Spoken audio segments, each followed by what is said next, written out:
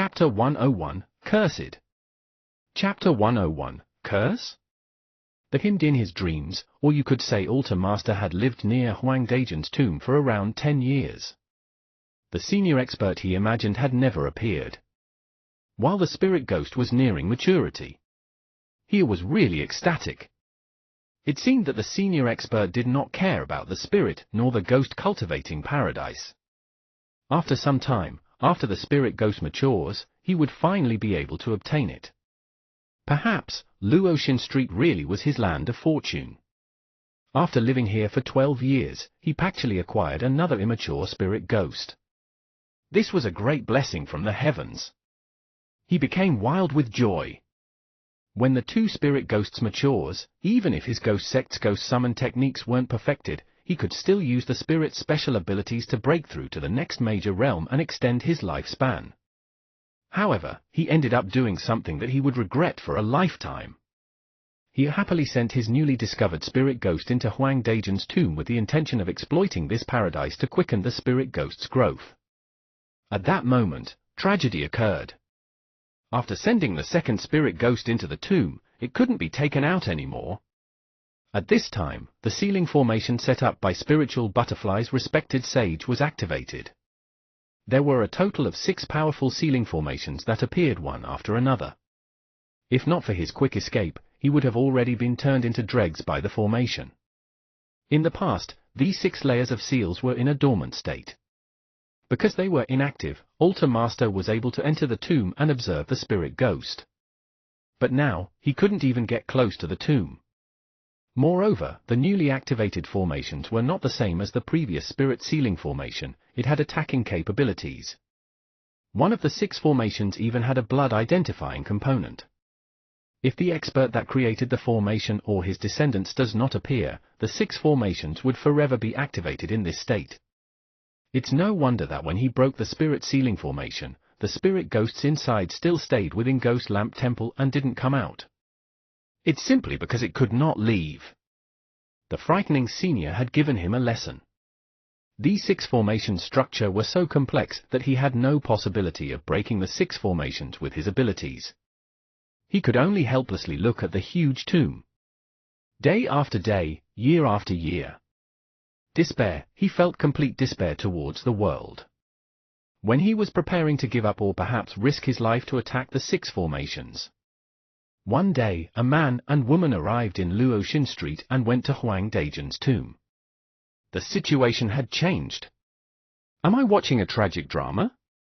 When he reached this point, Song Shuhang already knew what was going to happen next. He felt that Altar Master was really unique, for it was truly rare that a cultivator lived so miserably. What happened next was as expected. The young man and woman took the spirit ghosts, while Altar Master was trembling in fear after Soft Feather exposed her strength. Immediately afterwards, the scenery in the dream suddenly took a turn, skipping a good chunk of the plot. Path to survival? Hava hava. However, this lord can give you one final chance. A very domineering figure looked down at Altar Master within the dream. The figure's domineering attitude was so powerful it caused Shuhang to feel shame to the point that he wanted to find a hole and hide in it. This is a scene that makes me feel ashamed just from thinking of it. Can you please stop replaying this? At this time, the scenery in the dream took another turn. Sword! Sword! The domineering figure waved 2 swords, causing the dream hymn to be sliced into pieces. I curse you! I curse you! After this, I will transform into an ageless ghost. I will haunt you eternally as revenge. The dream hymn screamed and shouted. Hate, hate, hate, hate. Unimaginable hate. Limitless hate. He hated his destiny, hated that he could not obtain the complete training method, hated the unjust world, and most of all hated that guy for lying and breaking a promise.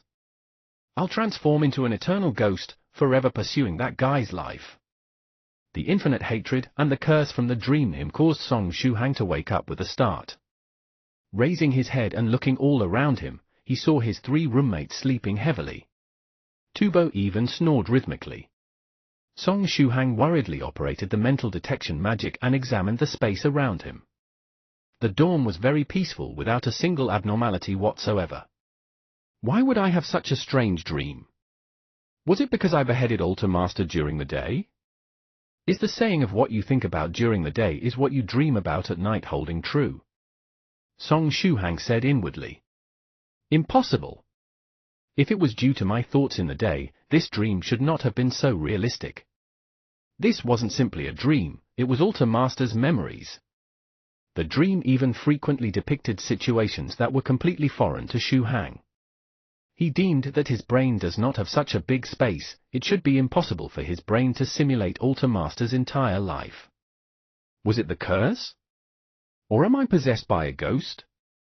Song Shuhang finally thought of the curse from Altar Master right before the latter died. Only a curse that contained such hatred could lead to a dream that was so strange. This won't do. I must ask Senior Medicine Master tomorrow and find out what is the true cause of this dream. If I don't figure out the truth, I will feel very bothered. Song Shuhang muttered. The next day. June 8th, cloudy skies. The weather was still hot and dry. However, as Grandpa Sun wasn't showing his passion, the number of spectators for the sports competition increased. After Song Shuhang woke up from the strange dream, he was unable to fall back to sleep. In the morning, he originally wanted to find some time to go to Medicine Master's place. However, who would have thought that he would receive a text message from him first? In it was the mailing address of Great Master Tongxuan's temple. Medicine Master said to return the black flying sword when he has the chance.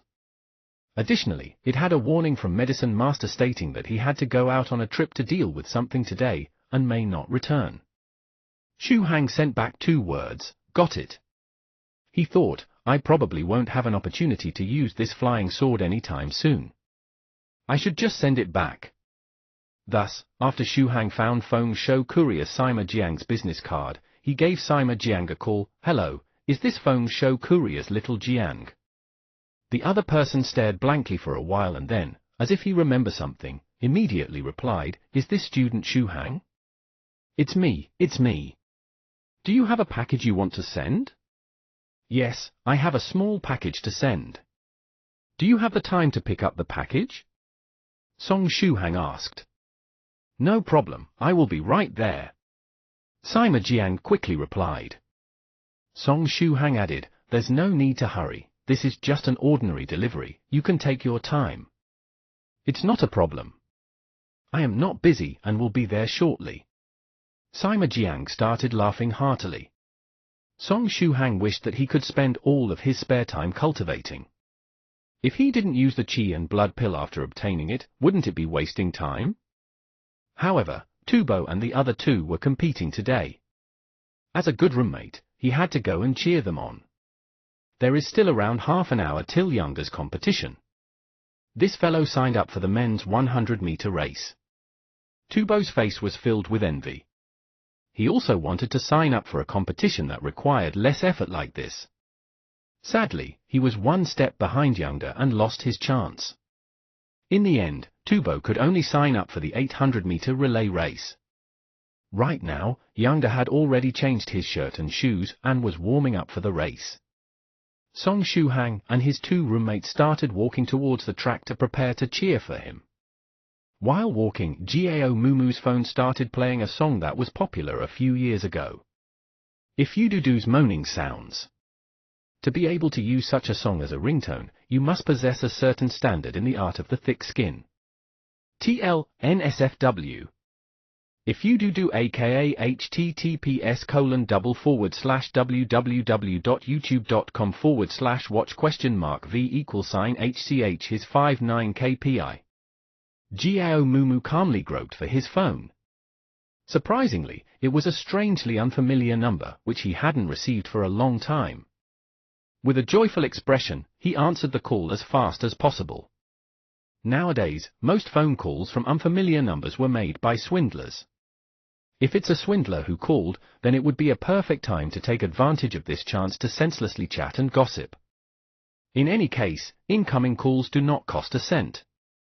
If the caller was a lady and a swindler, then it would be even better as Gao Mumu would be able to display 3 times the fighting strength. If the caller was the type to cut the call after a few rings, then it would be even better, make them pay calling fees. Oh. Hello, hello.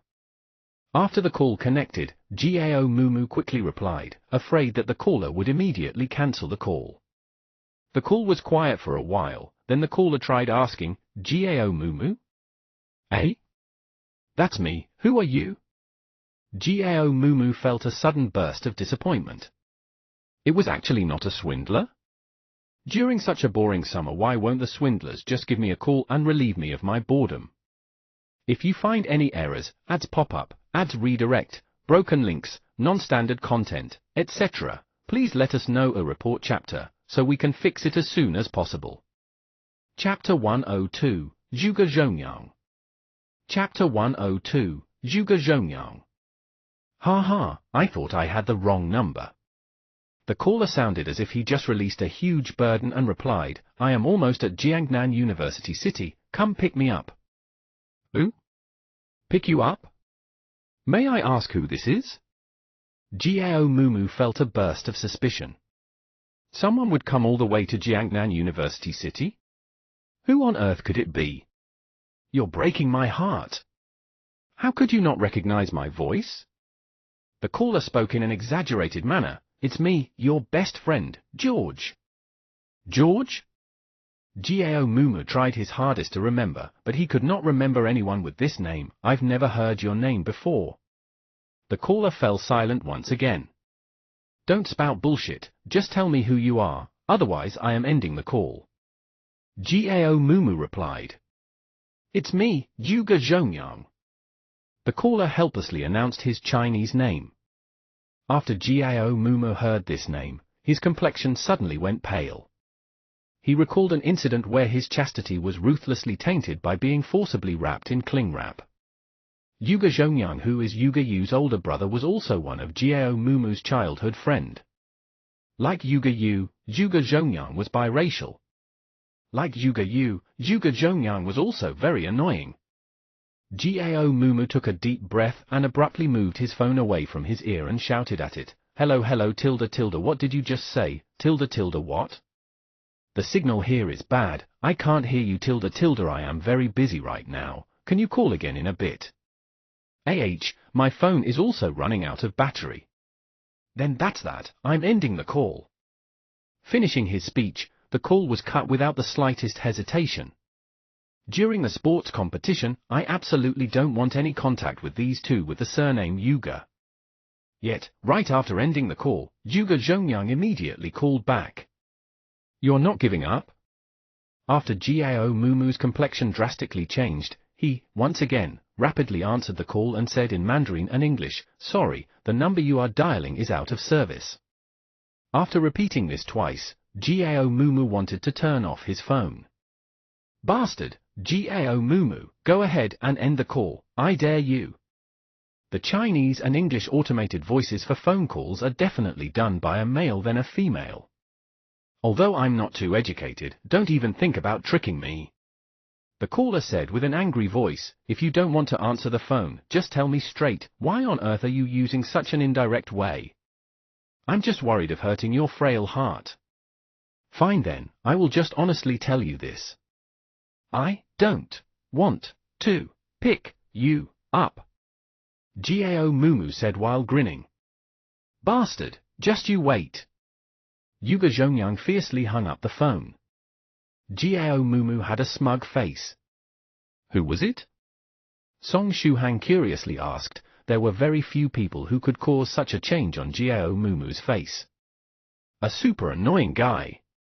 Gao Mumu said with pain, he's extremely narcissistic, and thinks too highly of himself. From my speculations, he is also extremely fussy at everything, no matter what it is, he has to criticize it with a demeaning tone. Even if it is just a simple noodle stand from the side, he would still nag and point out dozens of shortcomings. Even more importantly, that fellow has no filter and a particularly annoying mouth. In short, I really can't stand him. Gao Mumu used extremely a bunch of times just to describe his feelings. I can feel the annoyance just by listening to your story. Lin Tubo sighed. Song Shuhang stroked his chin. If this guy really is so bothersome, then how can it be this easy to get rid of him? Gao Mumu paused for a moment. How about I submit a leave of absence so we brothers can go find a spot and have fun for a day? It'll be my treat, okay? 15 minutes later, a skinny and tall biracial blonde appeared at Jiangnan University City and found Gao Mumu without a hitch. Gao Mumu, you are too naive. You actually believed that you could get rid of me with just a phone call? The handsome blonde flipped his long hair and exposed an evil and charming smile. Song Shuhang saw Gao Mumu shudder for a second. The blonde-haired Ruge Zhongyang took out his phone, tapped on the screen a few times, opened an app, and proudly showed it to Gao Mumu. Do you see this? This is an app that I paid to be specially customized just for me. With this app and your phone number, I can narrow down your location to within 5 meters. I called you just to give you a chance to pick me up. Even if you didn't come, I could still find you in minutes. Are programs that can determine another's location with just a phone number so common these days? No wonder I feel like my privacy is compromised. After showing off, Ruge Zhongyang expressed a happy face seeing Gao Mumu's incredibly black face. Afterwards, he excitedly ran next to Tubo and warmly shook his hand. Ha ha, brothers, are you all Gao Mumu's friends? Hello everyone, I am Ruge Zhongyang, a close childhood friend of his. His warm attitude was very baffling. Looking at him, he doesn't seem as annoying as Gao Mumu made him out to be. Tubo secretly said. After shaking hands with Ruge Zhongyang, he introduced himself. My name is Lin Tubo, you can call me Bozai or Little Bo, either is fine. Tubo? Ha ha ha, this name of yours is really funny. It is a rival for Gao Mumu's shitty name. I have always suspected whether Gao Mumu was birthed by his parents. Ever since I was a child, I suspected that Gao Mumu's parents received him as a free gift while buying yogurt. What about you? Were you a free gift when your parents topped up their prepaid card? Ruge Zhongyang laughingly replied. TL, a little confused. That makes 2 of us. I'm not too sure if the yogurt and prepaid card is a reference to something or totally random. The veins on Tubo's forehead started popping out. I take back my words, this fellow is indeed annoying. With just a single meeting, he can cause a person's blood pressure to soar. This guy's mouth is such a loose cannon that it's a miracle he managed to live till now.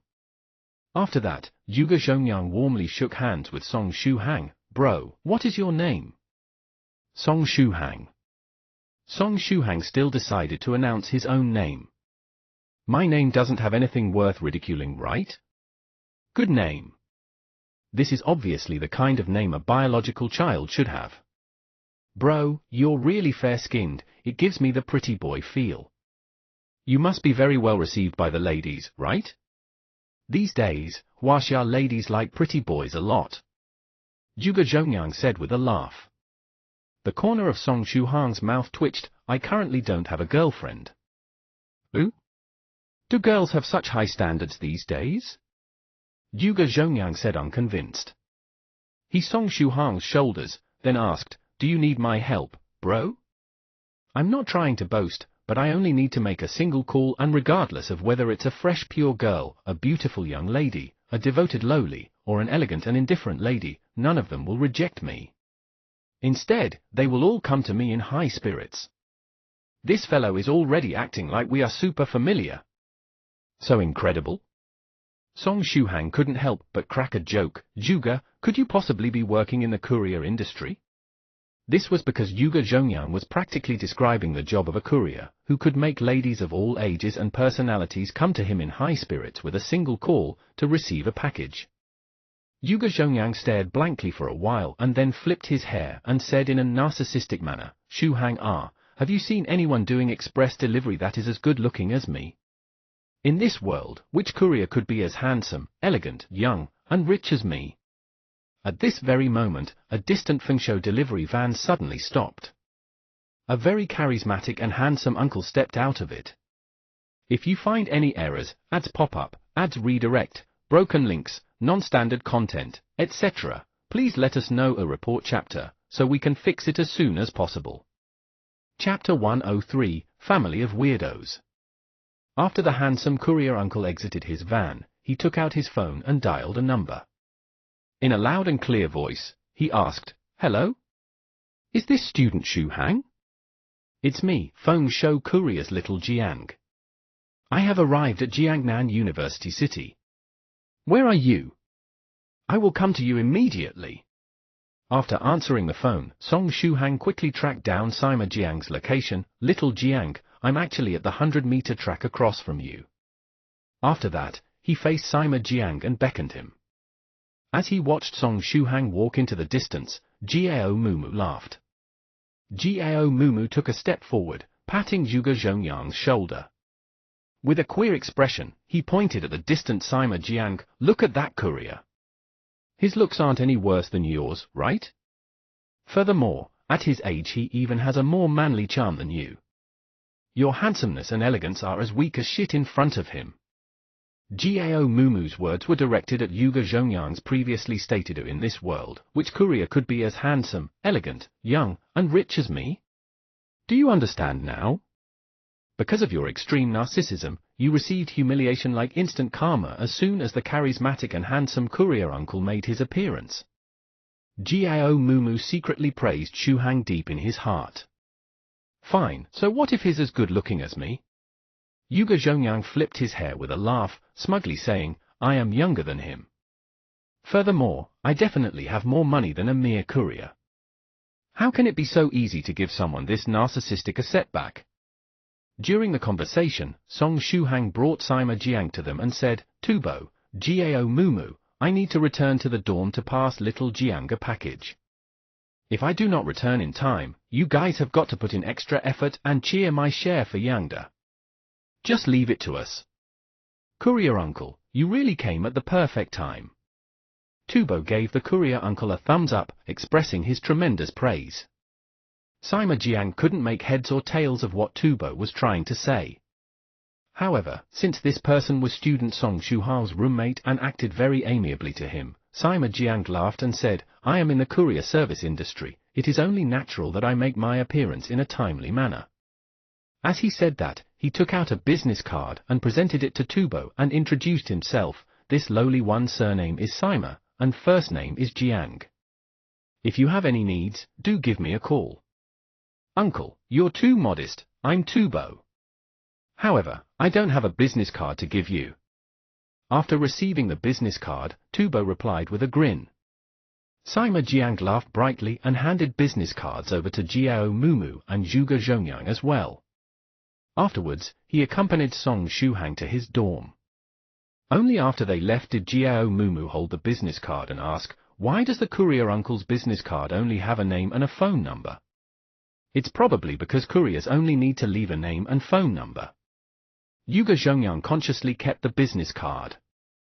When someone presents a business card to you, it doesn't matter if you use it or not, you must first accept it as a form of courtesy. His name is rather familiar. Tubo laughed as he kept the business card. "Come to think of it, Zhongyang, why have you come all the way to Jiangnan University City? Speak truthfully, otherwise, don't blame me if I abandon you."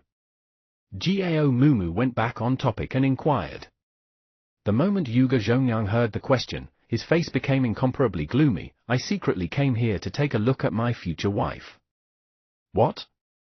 Jiao Mumu was stunned. "When did you get a wife? Or have you gone crazy from thinking about one? Go to hell."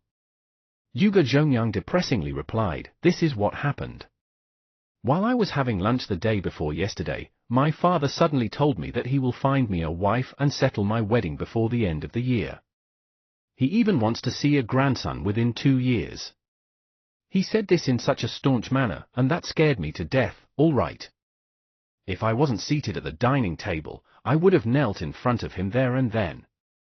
Therefore, you want to be like the main character in a drama, running away from home because you don't want to get married, and because you're in the rebellious stage of life." Jiao Mumu asked, "Wait, that's not right. How do you even know what your future wife looks like? And why did you even travel all the way to Jiangnan University City? What kind of nonsensical conjectures are you making?" I'll just tell you directly. That night, I went to my father's wine place and secretly mixed some clear distilled spirit into his Adair Island tonic wine. My father was also amazing for not noticing a difference in the taste. After drinking 2 glasses, he became drunk and dazed. Then, I used all methods at my disposal to pry all of the information out of his mouth. My father prepared a total of 5 wives for me. They're all from Huaxia. One of them is a chick with the surname Liu and is about to graduate from Jiangnan University City. Yuge Zhongyang wiped his face and continued, I wanted to personally see what my 5 wives are like. I will try interacting with them one by one. If one of the 5 ladies is to my liking, I will make do with her and marry her. Having a kid wouldn't be a problem either.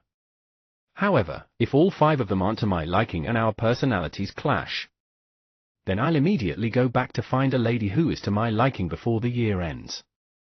The 2 of us will hold hands and quickly have a kid, satisfying the old man's wicked desire of having a grandson. That is the reason why I rushed through the night to get here. You're also being pretty reckless. Gao Mumu sighed. What if your father was just saying that on a whim? Impossible, he definitely has a plan.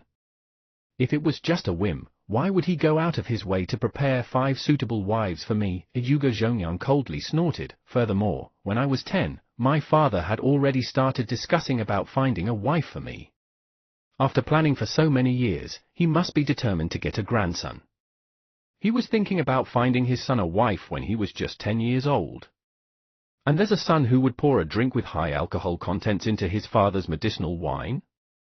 Gao Mumu rolled his eyes at him. As expected, the Yuge family is filled with weirdos. Just how goddamn blind was I as a kid to have hung out with this family? In a different place, Sima Jiang glanced at the recipient's information after taking the lengthy package from Song Shuhang. Recipient, Master Tongxian. It's another influential person. This time, I must personally deliver the package and become acquainted with Master Tongxian. Even if I don't become acquainted with him, I must make him remember my name at the very least. Student Shuhang, if that's all, I will take the package. I guarantee that I will personally deliver this package at the fastest speed possible. Sima Jiang firmly held the package in place and said, There's no need to hurry, you can just deliver the package normally. By the way, how much is the delivery? Shuhang asked. For an ordinary delivery, 10 renminbi is enough. Sima Jiang replied. Song Shuhang paid the delivery fee. Thanks for coming all the way here. Don't mention it. If student Shuhang is ever in need of another delivery, please don't hesitate to call me. I'm available 24/7. As he carried the package away, Sima Jiang slapped his chest in assurance. After saying farewell to Shuhang, he cheerfully entered his delivery van and drove towards the Feng Shou Courier headquarters in Jiangnan. At the headquarters, there was already a private plane waiting for him that had the takeoff procedures completed and was ready for takeoff. The delivery van sped on the road. Sima Jiang was in a pleasant mood. When Sima Jiang drove past the intersection close to Fortune Street, a man on a sidewalk suddenly raised his head and stared at the delivery van with suspicion. Is this reaction coming from this delivery van? He touched a precious crimson-colored talisman that was faintly heating up on his chest. Is the Su clan's descendant inside? Why leave in a delivery van? With no time to think, the man quickly got on the nearby scooter, maxed out the accelerator and chased after the delivery van. Time quickly flew by. The morning passed, and the 3 roommates had already finished taking part in the sports competition. During the afternoon, Yuge Zhongyang dragged Gao Mumu away to help him think of ways to ask his future wife candidate out for a date. Gao Mumu would not be able to come back anytime soon. On the other hand, Yangda decided to turtle up in his room after completely exhausting the calories he had saved up for years in the 100-meter race. Tubo took his laptop and followed Yangda to turtle up. This was because Yangda's internet was faster than the school's. Shuhang gazed at the sky, which was rarely cloudy. Nice weather. I should go cultivate. Now, he can finally test the effectiveness of the qi and blood pill he had obtained yesterday. If you find any errors, ads pop up, ads redirect, broken links, non-standard content, etc., please let us know a report chapter, so we can fix it as soon as possible. Chapter 104. Oh, Chinese Kung Fu. 1 p.m. in the afternoon, at the abandoned school building in the 3rd district of the University City. Before this area gets torn down by the school or discovered by others, it serves as a great training spot. As before, Song Shuhang first practiced the Vajra foundation building fist technique, causing the qi and blood in his body to boil. He then used the true self meditation scripture to lead a strand of qi and blood into his heart acupoint. The first stage of cultivation was split into 6 minor realms. Intensity. With this fan, the flame that had originally gone against common sense by soaring up the skies had swiftly shrunk and transformed into the size that engulfed the charcoal once again. This fire control magical treasure sure deserves to be called a fire control treasure. It's amazing! Song Shuhang's eyes brightened up.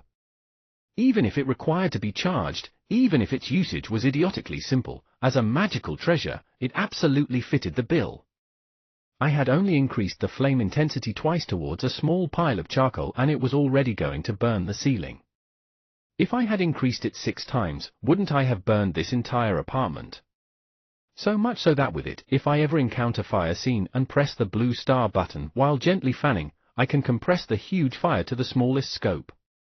If a most basic magical treasure has such a powerful might, then those genuine high-grade magical treasure or those that cultivators use, what kind of power will they have? Snowflake hash, snowflake hash, snowflake hash. Taking advantage of it before the charcoal was burnt up, Shuhang experimented with the functions of 3 stars fire controlling fan a few times. However, he was limited to increasing the intensity twice, and if he really wanted to understand the might of 6 times the flame intensity of 3 stars fire controlling fan, he could only search for other locations to experiment. If he attempted it here, most probably Medicine Master would only see a fire disaster scene when he came back. Looking at the time, Song Shuhang consumed 1 qi and blood pill and cultivated basic Buddhist fist technique thrice. He continued until 9 p.m. before he came out from Medicine Master's apartment and returned to Jiangnan College dormitory. While walking, when Shuhang arrived at a small alley with few people, suddenly, his vision went black. Shortly after, a mournful ghost's wailing resounded in Shuhang's ears. "I curse you, curse you! If you find any errors, ads pop up, ads redirect, broken links, non-standard content, etc., please let us know a report chapter, so we can fix it as soon as possible." Chapter 108, Altar Master's Vengeful Ghost. Chapter 108, Altar Master's Vengeful Ghost. Song Shuhang did not panic as he used to scatter his spiritual energy so he could scout the area. In circumstances where he couldn't see, he could fall back on the spiritual energy scouting technique he had dabbled in to avoid sinking into complete helplessness. At the same time, he quickly reached into his pockets with both hands. With his left hand, he pinched a sword talisman, and with his right hand he pinched an exorcism talisman. Ever since that bizarre dream the day before, he had carried these 2 precious talismans around just in case. Even if I never enter the cycle of reincarnation and stay as a ghost forever? I will demand your death for an eternity. An overflowing torrent of hatred surged toward Song Shuhang, causing the hairs on his body to stand up involuntarily. No doubt, this was Altar Master's voice. Had his hatred and curses before his death caused Altar Master to transform into an immortal ghost thirsting after his life? What a joke! He hadn't even been afraid when Altar Master was alive, how could he be scared of the dead Altar Master? Since it's a vengeful immortal ghost. Dispel! Song Shuhang raised the exorcism talisman and shouted steadily. The frantic spiritual energy morphed into a hurricane that swept across the area in a 10-mile radius from him. Within this hurricane of spiritual energy, all impure ghostly existences and demonic energy would be torn into shreds by the power of the maelstrom. Complete obliteration. The darkness that had been covering Song Shuhang's eyes vanished like smoke, along with the hateful cries of Altar Master. When Song Shuhang's vision was restored, he saw a ghostly humanoid figure floating 5 meters directly above him that looked exactly like Altar Master. The howling winds of the hurricane rolled past this ghostly body, but the ghost was actually unharmed. One must know that the power contained in this exorcism talisman could easily tear apart a demon of second stage true master realm. It endured the exorcism tooth talisman head-on. Song Shuhang hurriedly grabbed the sword talisman, covertly sealing the altar master's ghost. At that moment, altar master's ghost opened its eyes. Its eye sockets were empty holes, its face was expressionless, it was completely devoid of any sentience. After the hurricane of spiritual energy dispersed, altar master's ghost was no longer restricted. With a sharp wail, it extended its hands that were curled into claws and pounced toward Song Shuhang. This assault was akin to the strike of a wild beast, completely unpredictable. Foundation Building Fist Technique 3. Song Shuhang pinched the sword talisman and maintained a battle-ready stance. He curled his other hand into a dragon's claw and struck the sharp claws of Altar Master directly. He did not use the sword talisman straight away. In his scouting state, he saw that the Altar Master's ghost was in a rather strange condition. Peng peng! As the claws of a ghost and a human collided, there was a heavy crash.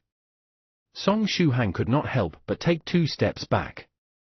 An Altar Master's ghost similarly somersaulted backwards 3 times before steadying its form. So weak! Song Shuhang understood. Altar Master's ghost was still a newborn and thus extremely weak. Its potential was comparable to back when he was opening his heart acupoint under the 100 days of foundation building. In fact, it was weaker. More importantly, Altar Master's ghost did not seem to possess a mind. It could only attack him using its instincts, just like a wild animal. Chi! Altar Master released a piercing shriek and rushed toward Song Shuhang again. Its attack was the same as the one just now as it swiped at him with another ghost claw. Foundation Building First Technique 1. This time Song Shuhang chose to meet the claw with his fist. His right fist shot outwards like a bullet. Simultaneously, he silently recited the fist scripture chant. After practicing it so many times, he had long since been able to effortlessly incorporate the fist scripture chant into his fighting technique. As his fist exploded outwards, all of the nature's spiritual energy around him was drawn towards him and compressed on top of his fist. Since he had already cultivated 3 rounds at Medicine Master's residence, his body's vitality, chi, and spirit were all near depletion. Nonetheless, since he had absorbed the natural spiritual energy of his surroundings, executing a technique or 2 was no problem. Hong! As claw and fist collided, this time, Altar Master's ghost's entire hand was shattered by Song Shuhang, dissolving into particles and scattering into space. However, Altar Master's ghost was completely incapable to feeling pain. Its broken claw did not affect it one bit. Moreover, the shattered ghost claw had, on the contrary, resisted the force behind Song Shuhang's fist. Altar Master's ghost screeched and seized the opportunity to throw itself at Song Shuhang's body. Opening its mouth revealed sharp ghostly teeth that it used to bite at Song Shuhang's neck. If this bite connected, a large hole would definitely be torn on his neck. If that moment came, headlines along the line of frightening "Man encounters apocalyptic dead body" would probably appear on the news the next day. My combat experience is completely insufficient. Ultimately, practicing my techniques on ordinary goons is different from a battle between cultivators, Song Shuhang sighed below his breath. It was clear that Altar Master's newborn ghost was much weaker than himself, but its berserk assault had easily forced him into dire straits. Armor! He shouted evenly as the precious talisman he raised with his other hand began to glow. Clack! Altar Master bit onto a thin layer of light armor but was unable to break this layer of armor with its teeth. Instead, its mouthful sharp teeth had collapsed from the impact. However, Altar Master's ghost possessed no consciousness. It continued to cling onto Song Shuhang's body, relentlessly gnawing on the light armor around his neck like a rabid dog. It's over, Song Shuhang voice soft. Foundation Building Fist Technique 2. Fists like a shooting stars, every fist was imbued with natural spiritual energy. In the blink of an eye, more than 20 fists smashed into Altar Master's ghost. Altar Master's ghost was fundamentally incapable of evasion as it ate all 20 fists like a target board. Its body was instantly pounded into bits and pieces before slowly dissolving into particles.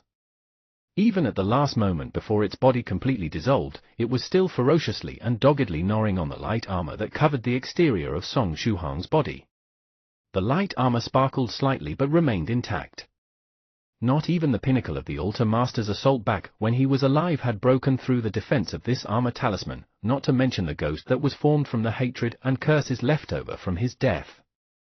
Song Shuhang exhaled a mouthful of stale air as he stood silently for a brief moment. Then, he took a deep breath and proceeded forward towards Jiangnan University town without even a second glance back. This time, Altar Master must be well and truly dead, right? Without even a ghost left, there's no way that Altar Master will scamper here to find him again, right? None of his roommates had come back yet. It seemed like they had no plans to return for the day. Song Shuhang switched on his computer and by force of habit, logged on to the 9 Provinces, 1 chat group. The group chat had been very busy today. Shuhang scrolled up through the chat history. First, it had been Medicine Master who had logged on and drew out the subject of discussion. In this group, who has recently searched for that mysterious floating island above the East China Sea? I was just about to head over. Has anything happened? North River Loose Practitioner replied. Previously, he had been the one who had organized group members to find the mysterious island and investigate it thoroughly. On my way to the East China Sea right now, a senior with the ID Ancient Lakeview True Monarch smiled and replied.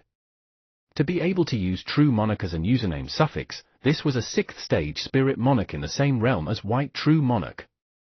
But his status in the chat was similar to North River True Practitioner etc. since he had only broke through the 5th stage and squeezed into the 6th stage about 10 years ago.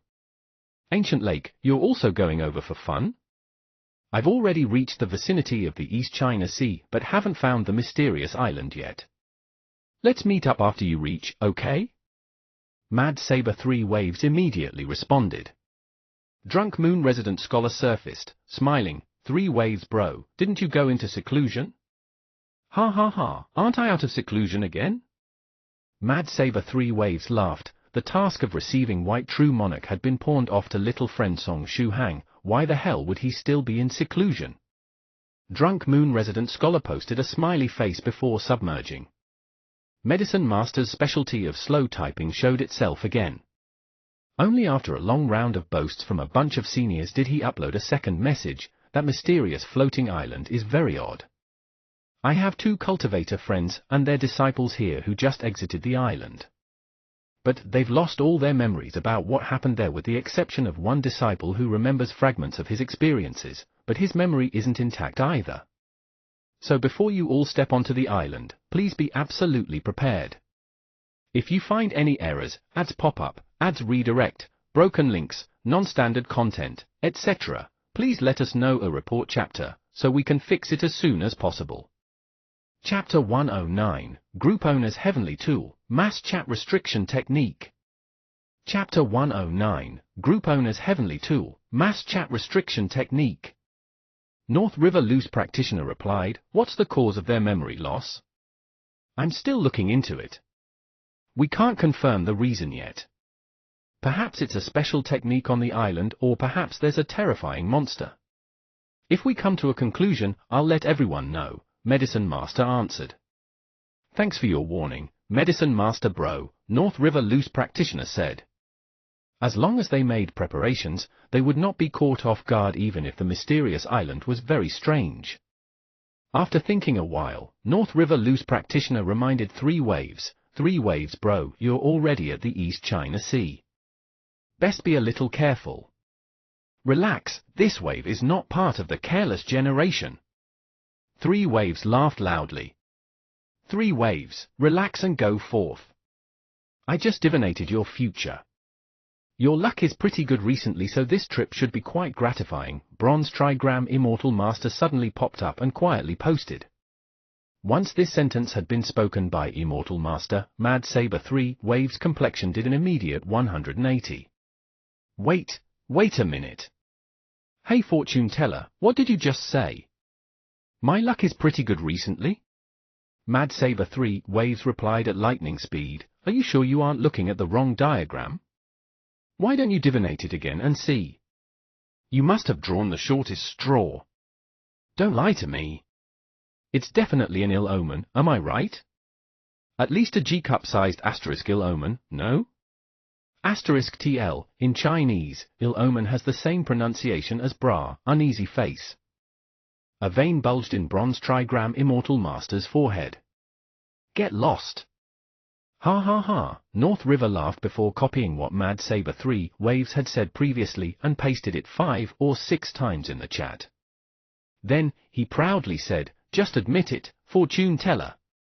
Your divination will be shady for as long as you live. Bastard! Bronze trigram Immortal Master had been stabbed where it hurt most. North River, you old fool, you've gone too far. North River Loose Practitioner posted a smirking face, you're unconvinced? Then in 2 months, let's have a duel at Forbidden Violet Summit. HN. 2 months later, I will naturally experience your teachings from your techniques.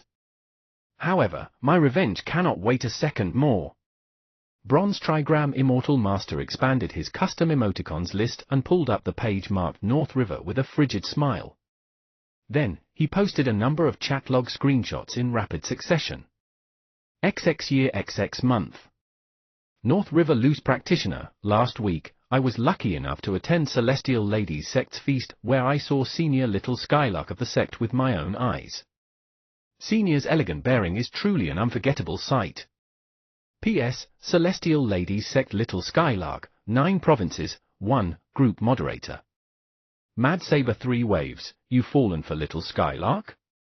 North River Loose Practitioner, of course. North River Loose Practitioner, bastard. Don't randomly interrupt me. XX year XX month, again. Suklanza Chi, North River, that stalk of cloud spiral thrice-viewed moon is sincerely beautiful. I'm not the only one who thinks so. No need to be humble. North River Loose Practitioner, fine then, I'll admit that I'm very beautiful. A string of 5 or 6 pictures were posted, all of them out of context screenshots of North River's black history. North River Loose Practitioner could no longer contain himself after seeing this row of chatlog screenshots. Shady fortune teller, enough from you. When did you take so many screenshots? HMPH. Bronze trigram Immortal Master's face was a mask of triumph. I have even more ruthless ones. Don't think you're the only who has these. North River Loose Practitioner was furious as he also rummaged through his own custom emoticons page and pulled out the tab labeled Bronze Trigram before rapidly posting 5 or 6. This post meant irreconcilable war. You post for pictures, then I'll post 5 pictures. It became a flaming competition between the two to see who had saved more black screenshots. As the two smeared each other's reputations, they could not avoid bringing other members of the group into the picture. Hence, the number of members taking part in this flaming competition expanded like a rolling snowball. 9 provinces, 1 group became a group full of flamers. Gradually, North River Loose Practitioner was beginning to weaken. Bronze trigram Immortal Master's stock was too big. This time's grand flaming competition seemed to be indicating his loss. What should he do? Could it be that he needed to use the heavenly tool Photoshop to post fake black screenshots? Ha ha ha, North River, you've already run out of stock. Bronze trigram Immortal Master's spirit soared. This isn't even my final form yet. Come, have a taste of my ultimate. This is an imprint from several hundred years ago that I preserved using magic. Settle down everyone, look at something juicy, ding ding ding tilde tilde the year when North River was receiving White True Monarch. This magic imprint technique was equivalent to modern-day video recording and the like. In the ancient world where there had been no way to record anything, the magic imprint technique had been very much treasured amongst cultivators. Damn it, it can't be. As North River Loose Practitioner heard this, his heartbeat increased rapidly. This unscrupulous shady fortune teller, that year he actually secretly used the magic imprint technique to record the scene where he received White True Monarch. No, he could absolutely not allow this shady fortune to post that embarrassing picture. North River Loose Practitioner immediately bowed his head to evil forces. Immortal Master, please show some mercy. I'll admit my mistake, is that not enough? He would find someone to hack that guy's computer and delete that thing in the next few days. Then he'd come up with some way to destroy that magic imprint. North River Loose practitioner silently steeled his resolve. Too late. Bronze Trigram Immortal Master cackled before triumphantly posting a short video on the chat. The video was a little blurred. Since it was a video recording of the magic imprint, it was not clear. In the video, a man's figure shook his head and sorrowfully sighed before saying in archaic language, "I think, if this guy had white true monarch's looks, as well as that infinite charisma, even if he was a man." Fuck, what the hell are you guys recording? Ha ha ha, North River, look at your dumb face back then. Bronze Immortal Trigram Master widely laughed as though he could already see North River drooping with defeat, like a lost dog. North River Loose practitioner fell silent for a few moments as he repeatedly stared at the sighing man in the video. Even when that man's face was filled with sorrow, he was still extremely handsome. Then, North River Loose practitioner breathed a sigh of relief. Yep, this was great. The man in the video was not him. Great misfortune was about to fall upon this guy Bronze Trigram. This he could swear upon his name. As expected, 5 minutes later. System announcement, ***************, Bronze Trigram Immortal Master has been muted by group owner MT Yellow's True Monarch for 30 days. Whoa, muted for 30 whole days. North River Loose practitioner's heart exploded with glee. If the chatting software had not limited bans to 30 days, Bronze Trigram Immortal Master would have been banned for much longer. Because that guy Bronze Trigram had posted a piece of black history just now. That man in the video was not North River, but the group owner several hundred years ago, MT Yellow True Monarch. This was akin to poking a sleeping dragon and looking to be shat on. Mad Saber 3 Waves immediately popped out, praising MT Yellow True Monarch. Good ban, True Monarch. Guys like Bronze Trigram should be banned for 10 or 20 years. MT Yellow True Monarch, whose embarrassment had morphed into rage by now, smiled coldly. Without hesitation, he also sent Mad Saber 3 Waves a slip. System announcement, ******************, Mad Saber 3 Waves has been muted by group owner MT Yellow's True Monarch for 30 days. You will not die if you do not seek death. Sigh, Wave Bro, why do you still not understand this? North River Loose practitioner exclaimed in his heart, talking like that is equivalent to telling MT Yellow True Monarch, I also watched that video just now. Who would True Monarch ban if he didn't ban you? If you all learn to conduct yourselves like me, you definitely won't court death. When one should be low profile, absolutely do not raise your profile. I'm the happiest motherfucker here now that guy Bronze Trigram has been muted, but still, I won't talk. North River Loose practitioner barely refrained from praising himself. System announcement, ****************, North River Loose practitioner has been muted by group owner MT Yellow's True Monarch for 30 days. As one of the chief barbarians who had instigated this flame war, no matter how low profile North River Loose practitioner was, he was still unable to escape the ban hammer. North River Loose practitioner felt like his balls had been laden with grief. Song Shuhang, who had read everything to this point, had laughed to the point of internal injury. He had originally wanted to post something, but immediately retracted his hands from the keyboard. At this point, MT Yellow True Monarch was still seething with rage and embarrassment. No matter who it was that posted, they would still be banned. But then again, why were the group's seniors so terrified of this senior white True Monarch? It seemed that even MT Yellow True Monarch had once suffered from the same predicament. If you find any errors, ads pop up, ads redirect, broken links, non-standard content, etc., please let us know a report chapter, so we can fix it as soon as possible. Chapter 110, Shush, a wild uncle appeared. Chapter 110, Shush, a wild uncle appeared. From that half-sentence that MT Yellow True Monarch said, one could only deduce that White True Monarch was incredibly charismatic and gendered male. The other True Monarchs had not had time to provide more information. In the end, why did White True Monarch, who was generous with money, respected by the group's members, and a role model for his juniors, so feared by numerous seniors? It can't be that someone died. Song Shuhang began to worry a little. Whatever, nothing will come out of thinking too much. I'll naturally find out when the time comes. He shut down his computer and crawled onto his bed. He slept dreamlessly until the sky brightened. There were no nightmares. It seemed that this time, Alta Master was finally completely dead. The next day, morning. It was the last day of the sports festival, and the last day of final exams. After today, the bitterly suffering high school students would finally be released from the prison of final exams. Then, those joyful kids would enter another hell called waiting for results and continue to suffer various forms of torture. Shuhang, let's go to sign up. Tubo, who had returned in the early morning, called as he rushed towards Shuhang. That's right, yesterday he and Tubo had agreed to sign up for driving lessons today.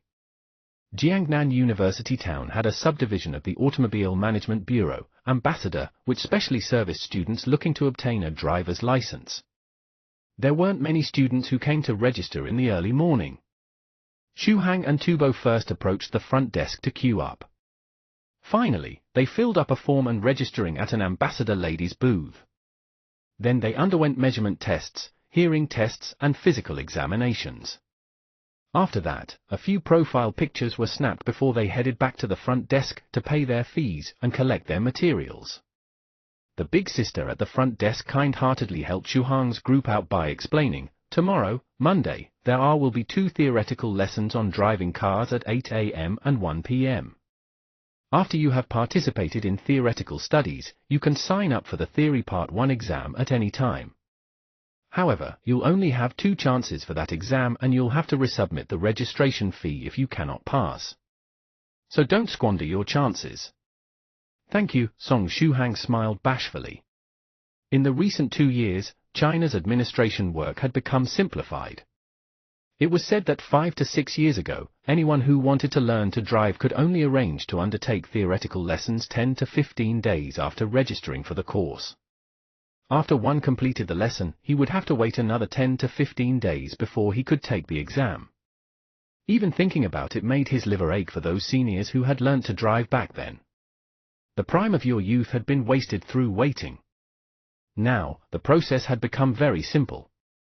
As long as one felt that he had already mastered the theoretical knowledge, he could take the exam immediately afterwards with no issues. If he failed, he could register for another try immediately, until he eventually passed. Once the theory part was over, he could proceed to the second practical part at any time he wanted. If he was lucky, he could get his license in just 1 or 2 months.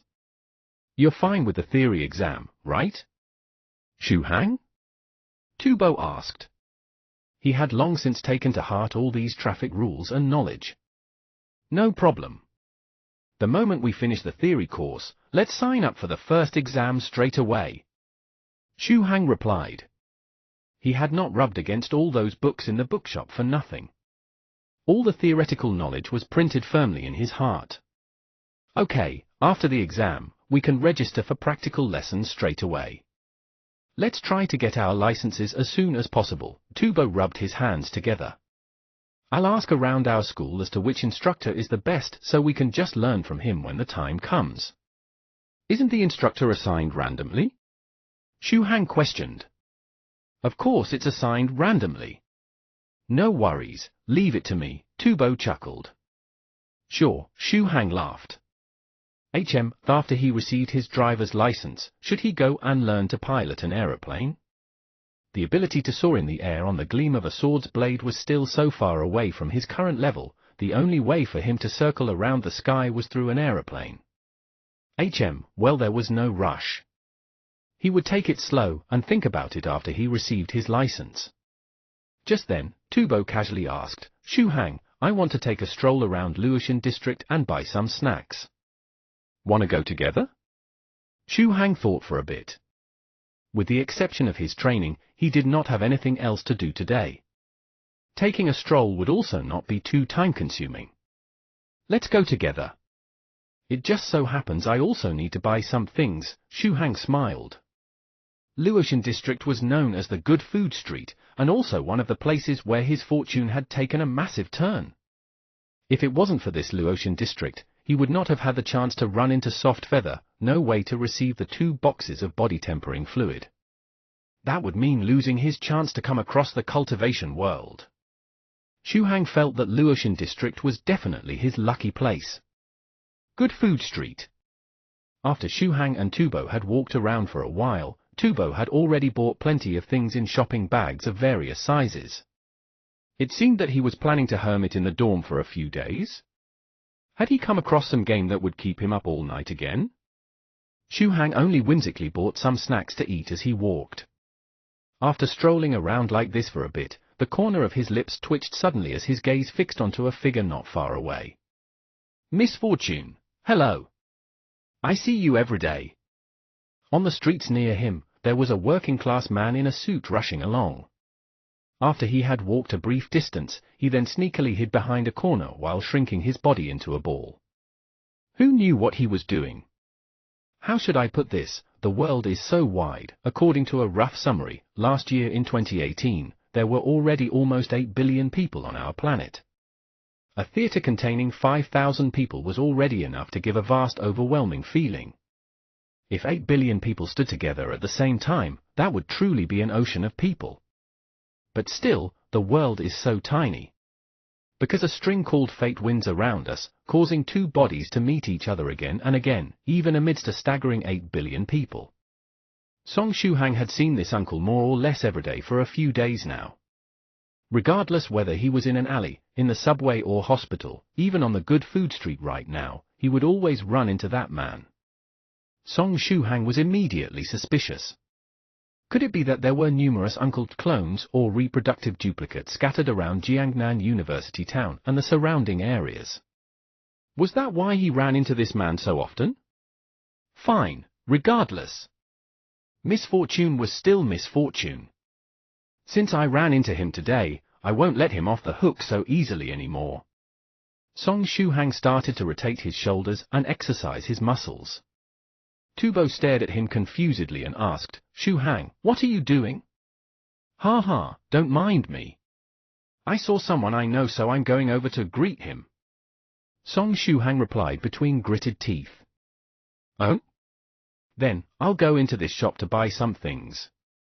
Come find me after you've greeted him, Tubo nodded before turning around and entering a shop beside them. Xu Hang bared his teeth and crouched down, displaying the standard pose for a 100-meter sprint. I'm coming, uncle. Su Clan Jr., let's see how you'll wriggle out of my clutches this time. The uncle said coldly. After losing track of the junior from Su Clan the last time, he had been depressed for a long time. Today he had finally found Su Clan Jr. again. The uncle quietly trailed his target, preparing to find an abandoned place to grab them. At this moment, the uncle suddenly rather uncomfortable from head to toe. His cultivator's sixth sense told him that some trouble was approaching him. The uncle's eyes were as keen as an eagle's as he turned around to check and very quickly pinpointed the source of the discomfort. Not far away, a delicate youth was shooting towards him at the speed of a 100-meter sprint. It was him. That super troublesome swindler. That guy had bothered him for so long and was still unwilling to let him go. The last time, Su Clan's junior had escaped because of this swindler. This time, he had come to foil his plans again? But this time, I'm not going to hide anymore. The uncle's gaze was resolute. This was the moment of revelation. As the 2 people's eyes met, Song Xu Hang realized that the other party had noticed him. Then let's do this face to face. Song Xu Hang covertly clenched his fist and controlled his strength, preparing to throw a punch at the uncle and beat him into the ground. Then, when he admit defeat, they would have a good chat about respecting the private space of other people. With the speed at which he was running, he soon rushed right in front of that uncle. Uncle! He grimaced and wound his right hand into a fist, preparing to attack. At that moment, a peeing resounded. Xu Hang felt his left eye blacken as a fist slammed into his eye socket, before a wave of intense dizziness swept over him. If you find any errors, ads pop up, ads redirect, broken links, non-standard content, etc., please let us know a report chapter, so we can fix it as soon as possible. Chapter 111, The Robbed Delivery. Chapter 111, The Robbed Delivery. And then, Song Shuhang felt the world become black, and even his consciousness became hazy. He was whacked by the uncle? To think that he and the uncle had the same thoughts. That wasn't right. An untrained ordinary person could strike out with punch so fast that even he couldn't notice it. And the force behind this punch was making his head hurt a lot. An expert? Not good. I'm about to faint. I am really going to faint. This was Song Shuhang's final thoughts before fainting. At the side, the uncle coldly smiled. Under the shock of the surrounding crowd, he left with large steps. Song Shuhang was left unconscious on the ground, unresponsive to the world. The surrounding crowd had originally thought this uncle and youth were acquaintances who hadn't met for a long time, which was why this young man had dashed forward to passionately hug the other party. Unexpectedly, before the youth had reached, the uncle had heartlessly sent a punch flying out, knocking him out clean. What was news? This was news. Many people quickly took out their phones and took their photos, spreading this matter to their circle of friends. Tonight's incident of the uncle of Luoxin Street defeats youth with one punch would definitely spread far and wide. It could be expected that many would praise the fighting prowess of this uncle. As for the youth, Song Shuhang, he was of course fated to just be a supporting character to the domineering might of the uncle. Sometime later, after making a full round inside a shop, Tubo came out from it. However, he still had not found Song Shuhang. He was finally able to, with great difficulty, find the Song Shuhang who was lying crumpled on the street and surrounded by a crowd. Tubo was frightened. He quickly threw down all the stuff he had bought, and began to wildly shake Song Shuhang upon grabbing him. Would everyone not learn from Tubo's actions? Don't immediately go and wildly shake someone just because you saw them fainted on the street. It was still fine if it was a friend, but if it was someone you didn't know, you may even have to pay medical bills. Song Shuhang opened his eyes in a dazed manner, and then saw the spectators who had filled up a street and the concerned Tubo. After thinking through the cause and effect. It's impossible. I really want to die. It really was too unfortunate to make such an error of judgment. That idiotic uncle was actually an expert in the end. With that one fist, normal people would probably faint for a day and night. Fortunately his body was quite strong, which was why he could wake up so quickly. Tubo exhaled in relief after seeing Song Shuhang wake up. You scared me to death. Shuhang, didn't you say you had run into someone you know? How did you ended up fainted on the ground? Let's not dwell on the past, it's a bit uncomfortable to think about. Song Shuhang picked himself up from the ground, dusting his butt off. The gazes of the surrounding crowd were filled with curiosity, like they were waiting for an explanation on what had happened from Song Shuhang. The Song Shuhang as of now really wanted to say to the surrounding spectators, the crowd who was taking pictures, sorry, we're filming a show now. It was a pity his skin wasn't thick enough to say out this kind of blatant lie.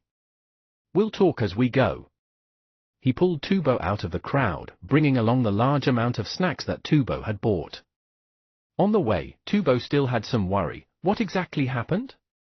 Do we need to go your big sister Ju Yaya for a checkup? No need, there's definitely no need. Song Shuhang hurriedly put a stop to this.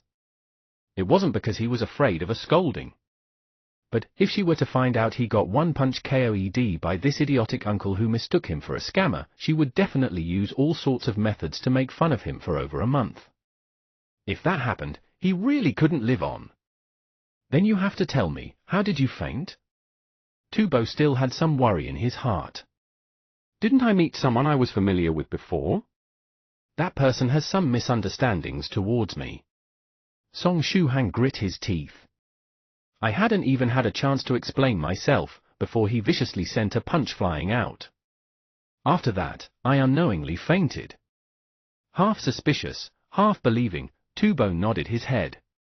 Come to think of it, would one punch even make you faint onto the ground? Song Shuhang wouldn't be lying, right? Does he think this is some kind of wuxia show? Tubo had been in no small number of fights since young. Being sent flying to the door immediately had happened before, but he had never fainted after just one punch. As soon as he thought so, his phone began to ring. Tubo opened it, but it was just Jiao Momo sending a message through a chatting software. "Tubo, where are you? Aren't you out with Ahang registering for driving lessons? How did Ahang end up fainting on the ground after one punch from an uncle?" Below, there was even a news link. The accompanying photo was Song Shuhang crumpled on the ground, with an Uncle Coolie leaving the place with the airs of a king. There was even text describing the whole process of how the uncle knocked out the passionate youth with one punch.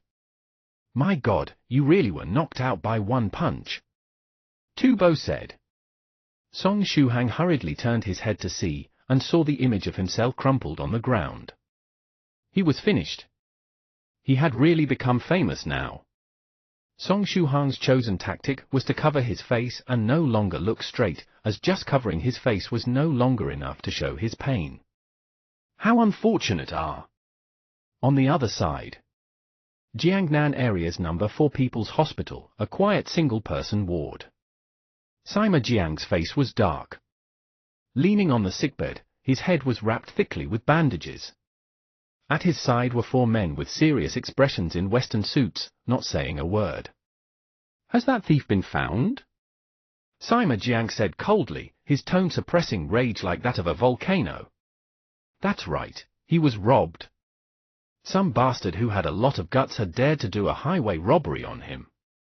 The incident had happened yesterday afternoon, after he had happily received Song Shuhang's delivery. Then, he had driven to the delivery point in the Jiangnan area. On the way, a man driving a motorcycle had chased up to his car, before inserting itself right in front of him. Then, that motorcyclist had, after driving in front of him for a while, had suddenly braked. The man had jumped out from his motorcycle, jumping far away. Sima Jiang hadn't had time to avoid, and could only crash into the motorcycle, and was forced to brake. And right when he had stopped, that man had used some unknown methods to force open his car door. A stick in hand, the man had used the stick to whack him on the head, causing him to faint. Then, that man had snatched away the sole delivery on his car. This matter, Sima Jiang was still too embarrassed to call Song Shuhang and tell him about it. Confidently saying that he would deliver the package to the customer, and in the end getting robbed immediately after stepping out, his face had really been slapped completely. Before catching that damnable bastard who robbed him, how could he make an account to Song Shuhang?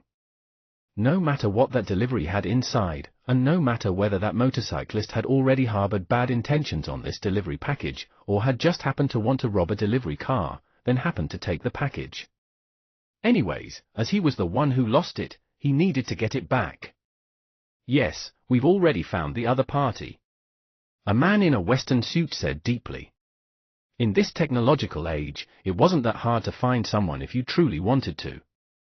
This culprit, had he really thought that just because there wasn't any cameras around there wouldn't be any way see his robbery? Too naive.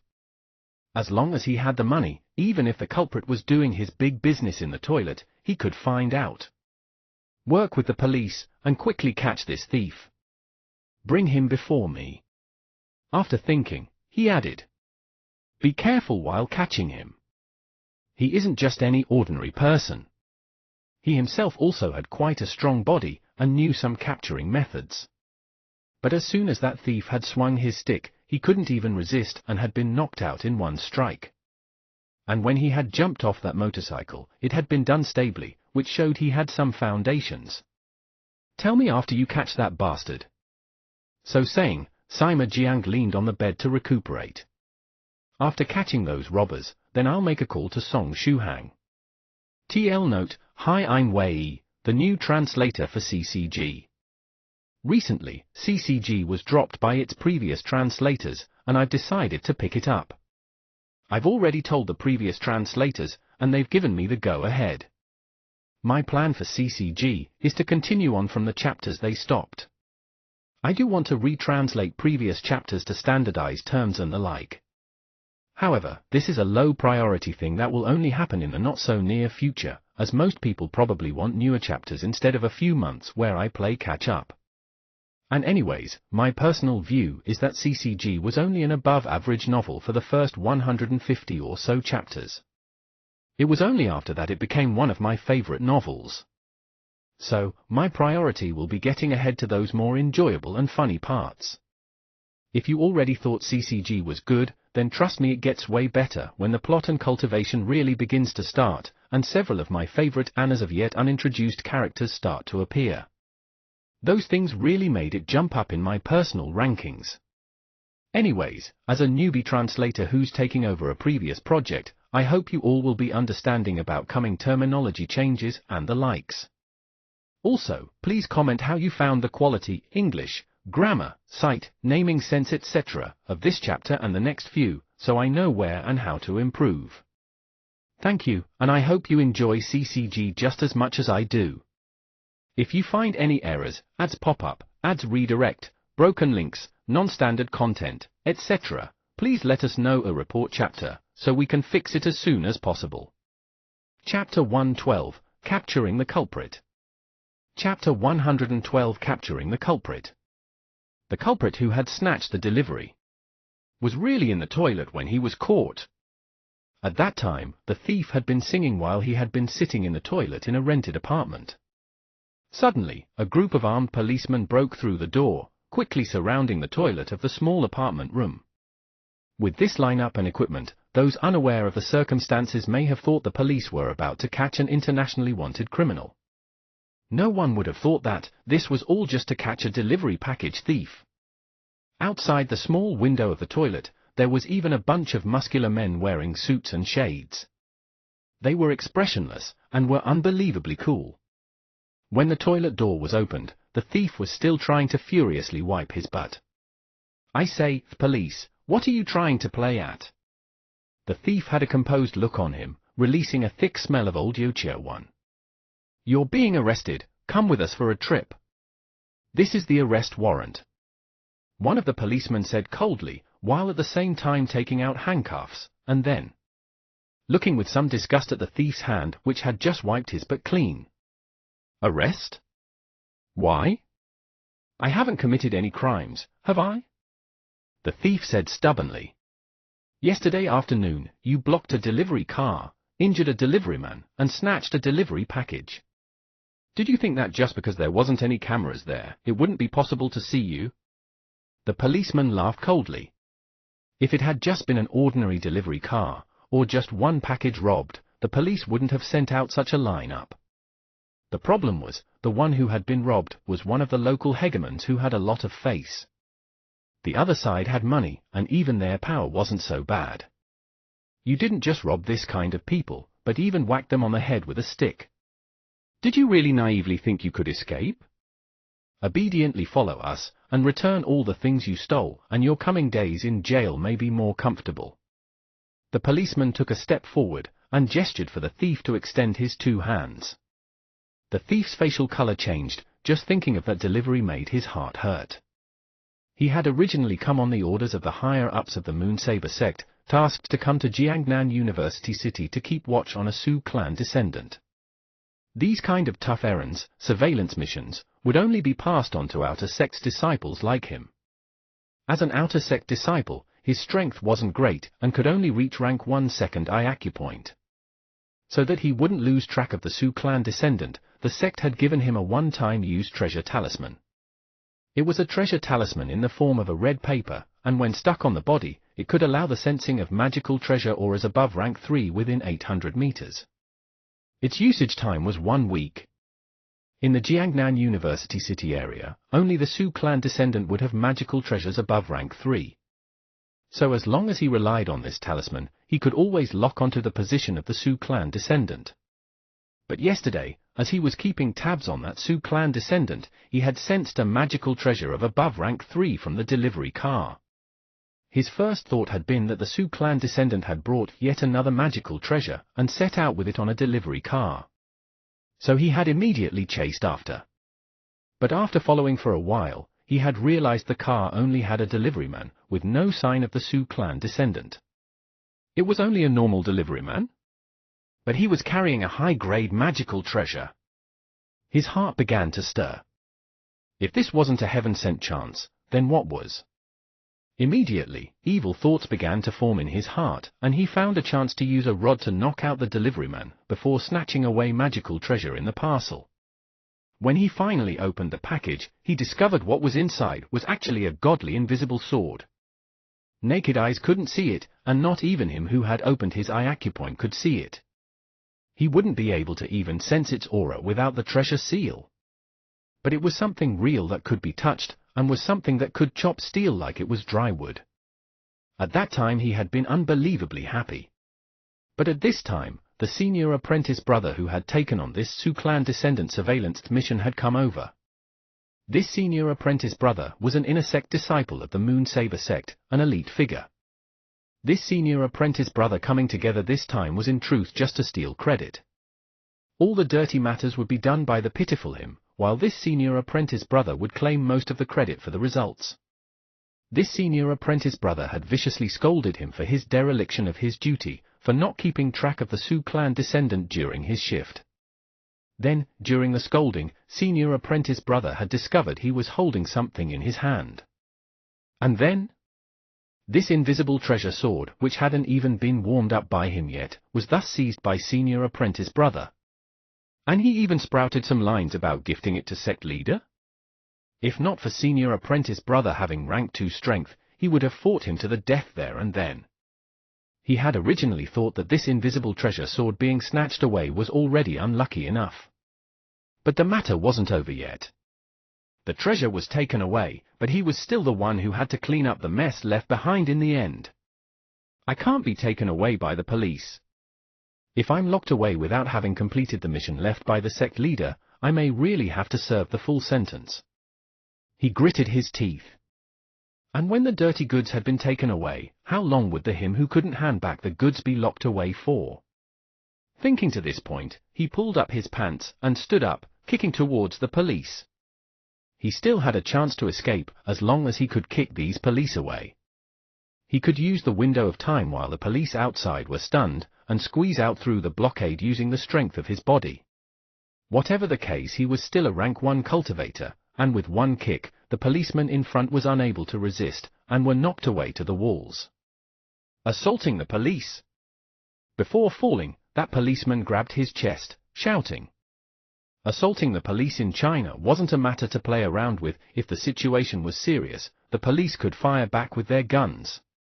When the policeman in front had just fallen down, the policemen behind actually all raised up their guns together and pointed them at him. It was obvious they had long since been prepared. They weren't flustered at all, and it was even possible they had actually just been waiting for the thief to make a move. The thief immediately froze. He was just a cultivator who had opened his eyes acupoint, and was only slightly better to the complete rookie Song Shu Hang. But he definitely didn't have the capabilities of blocking bullets and knives with his body. A bullet would still open a hole in his body like usual. With so many bullets, wouldn't he becoming a sieve in the end? So, he could only obediently raise his hands. Then, he was handcuffed, and brought to the police station. He was questioned about his name, identity and address etc. He reported all his legal information truthfully. After everything was over, he was strangely then loaded onto a car, transported to some unknown place. On the car, he didn't move as usual. His entire body was tied up, to the point where he was trussed up like a dumpling.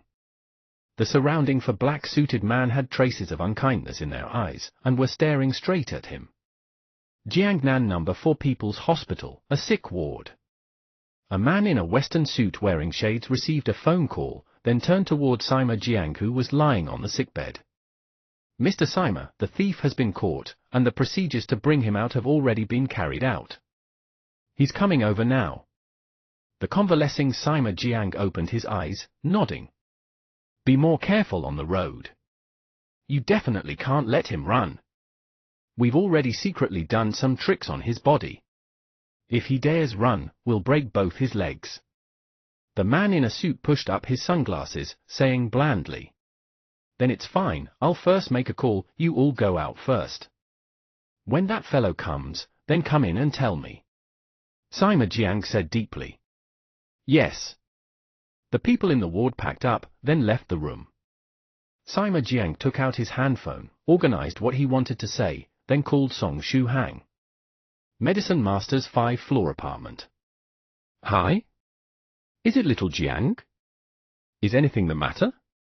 Song Shuhang said weakly.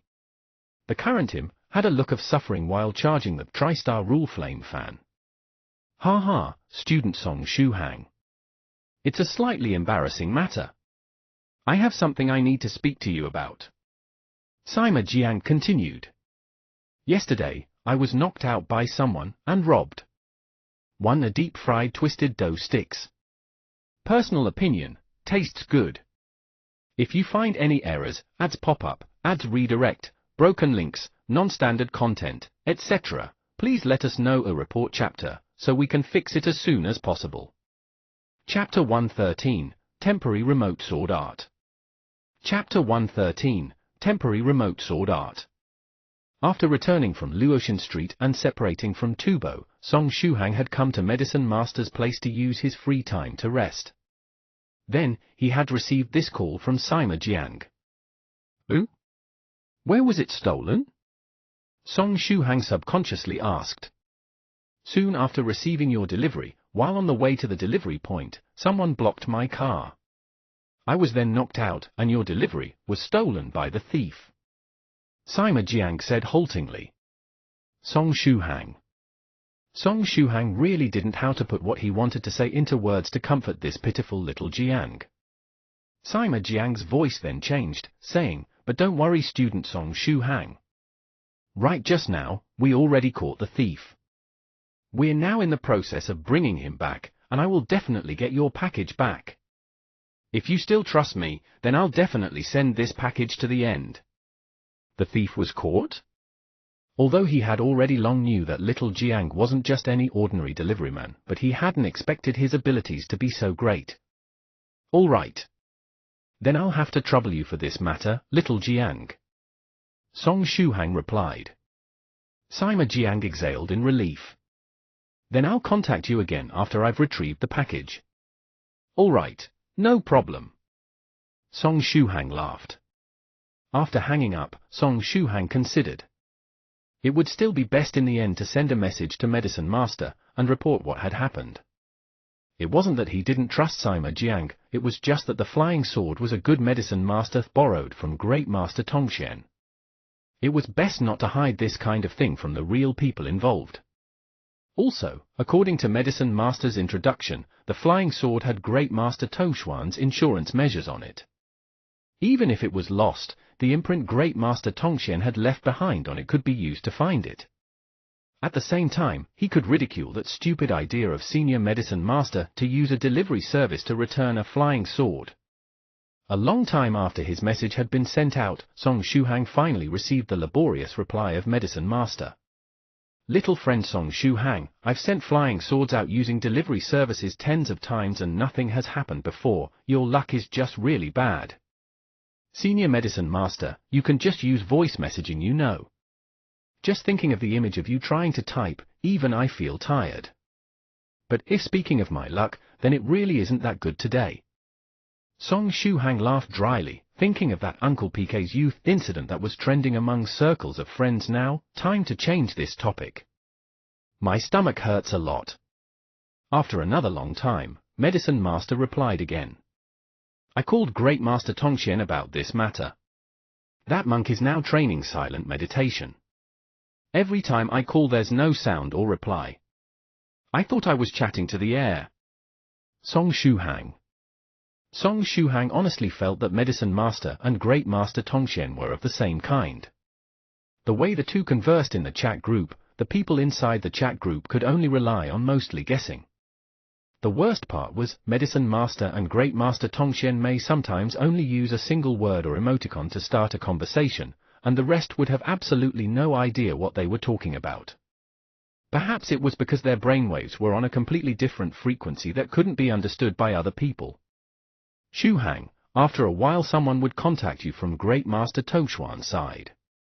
After a long while, Medicine Master finally sent another message. But as soon as his message came, there was immediately someone with the ID Little Monk 3 Days who added Song Shuhang as his friend. This was absolute proof of how slow Medicine Master's typing was. Song Shuhang accepted the friend request. Is this fellow Daoist Great Pressure of MT Books? Your Daoist title is rather strange. Little Monk 3 Days asked. This is just a nickname, just directly call me Song Shuhang. Song Shuhang felt that it would be best to quickly come up with a Daoist title soon, or else there would no longer be any hope when his Daoist title was recognized as Great Pressure of MT Books by others. I heard you're still a student? Then I'll be a bit shameless, and call you Junior Apprentice Brother Shuhang. I am the 6th disciple of Great Master Tongxian, Millimeter, although I've already returned to my parents' home. Master originally already said that our destiny already came to an end, and kicked me back out to my parents' home. You know my master is a bit of an eccentric, and no one knows how many years he hasn't spoken for already. So, us disciples will take charge whenever there's a need to communicate with anyone. Little Monk 3 Days laughed. Right, I have some files to send you, accept it using the chat software. What's that? Song Shuhang asked with some doubt. It's a spiritual energy technique. Using the imprint left behind by Master on the flying sword, it allows the flying sword to be sensed. With your current spiritual energy, you should be able to sense imprints within several tens of meters around you. Accept it, and learn it whenever you are free. Perhaps you'll have the opportunity to use it next time. Little Monk 3 Days explained. If that delivery company takes too long to find back the flying sword, this technique may have some use. Millimeter, if within a month, this flying sword hasn't been found back, then Junior Apprentice Brother contact me again. I'll go there when I'm free and help you look for it. It's just a spare flying sword for book delivery anyways. If it's lost, at most Master will feel slightly regretful. There's no need to worry. Little Monk 3 Days said as he sent a compressed folder to Song Shuhang. Song Shuhang pressed accept. For minor cultivation techniques where there were no worries if it leaked out, it would all sent out online directly. Only those kind of secret martial arts would be sent out using flying swords. The compressed folder wasn't that big. Upon accepting it on his phone, it completed downloading within 10 seconds. After opening the folder, 3 files appeared on his phone. Spiritual Imprint Art. Imprint Sensing Art. Temporary Remote Sword Art. Why are there so many things? Song Shuhang had some doubts, but still replied Little Monk 3 Lives, received. Confirm it, is there an imprint sensing art among them? There are many compressed folders in my computer. Little Monk 3 Days said. Millimeter, there's an imprint sensing art. Song Shuhang confirmed. Then he typed, but there's also a spiritual imprint art, an. Before he had even finished typing, Little Monk 3 Days had already replied, good. Then there's no problem. Learn it when you're free, it may be useful. If there's news about the flying sword, notify me. I come online every few days. Finished, Little Monk's 3 Days went offline. And temporary remote sword art. As Song Shuhang finished typing, Little Monk 3 Days went offline. He could only bitterly laugh. How could this apprentice brother 3 Days be as fleeting as the wind? He could only send these words offline to Little Monk 3 Days. Then, he opened the 3 folders. Spiritual imprint art, according to the introduction, it was a technique a senior with poor memory created. The trait of poor memory was common among ordinary people, but an anomaly among cultivators.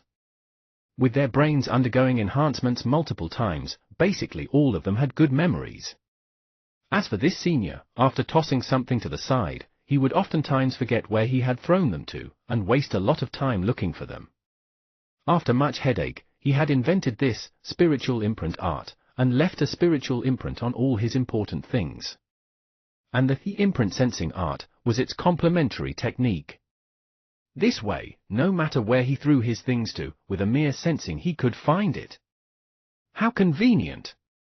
Later on, this spiritual imprint technique was freely spread by this senior to fellow members of the cultivation world, becoming famous.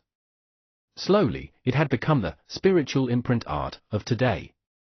Just like Great Master Tongxuan's flying sword, it was paired with a special tracking treasure and could easily be found no matter where it was in the world. These two techniques were a set, so apprentice brother 3 days sending them together was understandable. But what was the final, temporary remote sword art? He could understand what a remote sword art was. It should be a technique something similar to flying sword book deliveries and using flying swords to achieve flight. But the problem was, did remote sword arts have a division between permanent and temporary? Harboring curious feelings, Song Shuhang opened this file. Even if it was a temporary one, it was still a remote sword art. If you find any errors, ads pop up, ads redirect, broken links, non-standard content, etc., please let us know a report chapter, so we can fix it as soon as possible. Chapter 114, so it was actually an experimental edition. Chapter 114, so it was actually an experimental edition. Song Shuhang happily opened the last folder and soon closed it with a look of disappointment. This set of temporary remote sword art was a failed product from a time where Great Master Tongxuan had attempted to lower the rank requirements for arts to remotely control swords. Later on, the Great Master had altered a bit more, to give disciples the ability to experience remote sword arts earlier. First, Great Master Tongxian would put a special formation into a flying sword, thus storing some of his own energy into the flying sword. Then, lower-ranked disciples could use a set of activation passwords, incantations or hand seals to temporarily use and experience the wonder of remote sword arts. But the amount of spiritual energy stored inside was limited, and this temporary remote sword art could not last for long. So it was then called Temporary Remote Sword Art Experimental Edition. This set of remote sword art was really too temporary, and it wouldn't be useful for Song Shuhang even if he learnt it. He just read it from start to finish once, before closing the folder. The greater the hope, the greater the disappointment. I already promised to treat Yangde, Tubo, and the rest of them 10 fragrances fish head tonight. There's still 6 or 7 hours left. I can get in a few rounds of cultivation in. Time is money. If you don't work hard during your youth, all you can do when you are old is regret. For some reason, when starting this round of training of the Vajra foundational fist technique, that idiotic uncle's face kept appearing in front of Song Shuhang's eyes. So he struck out with more effort for every fist.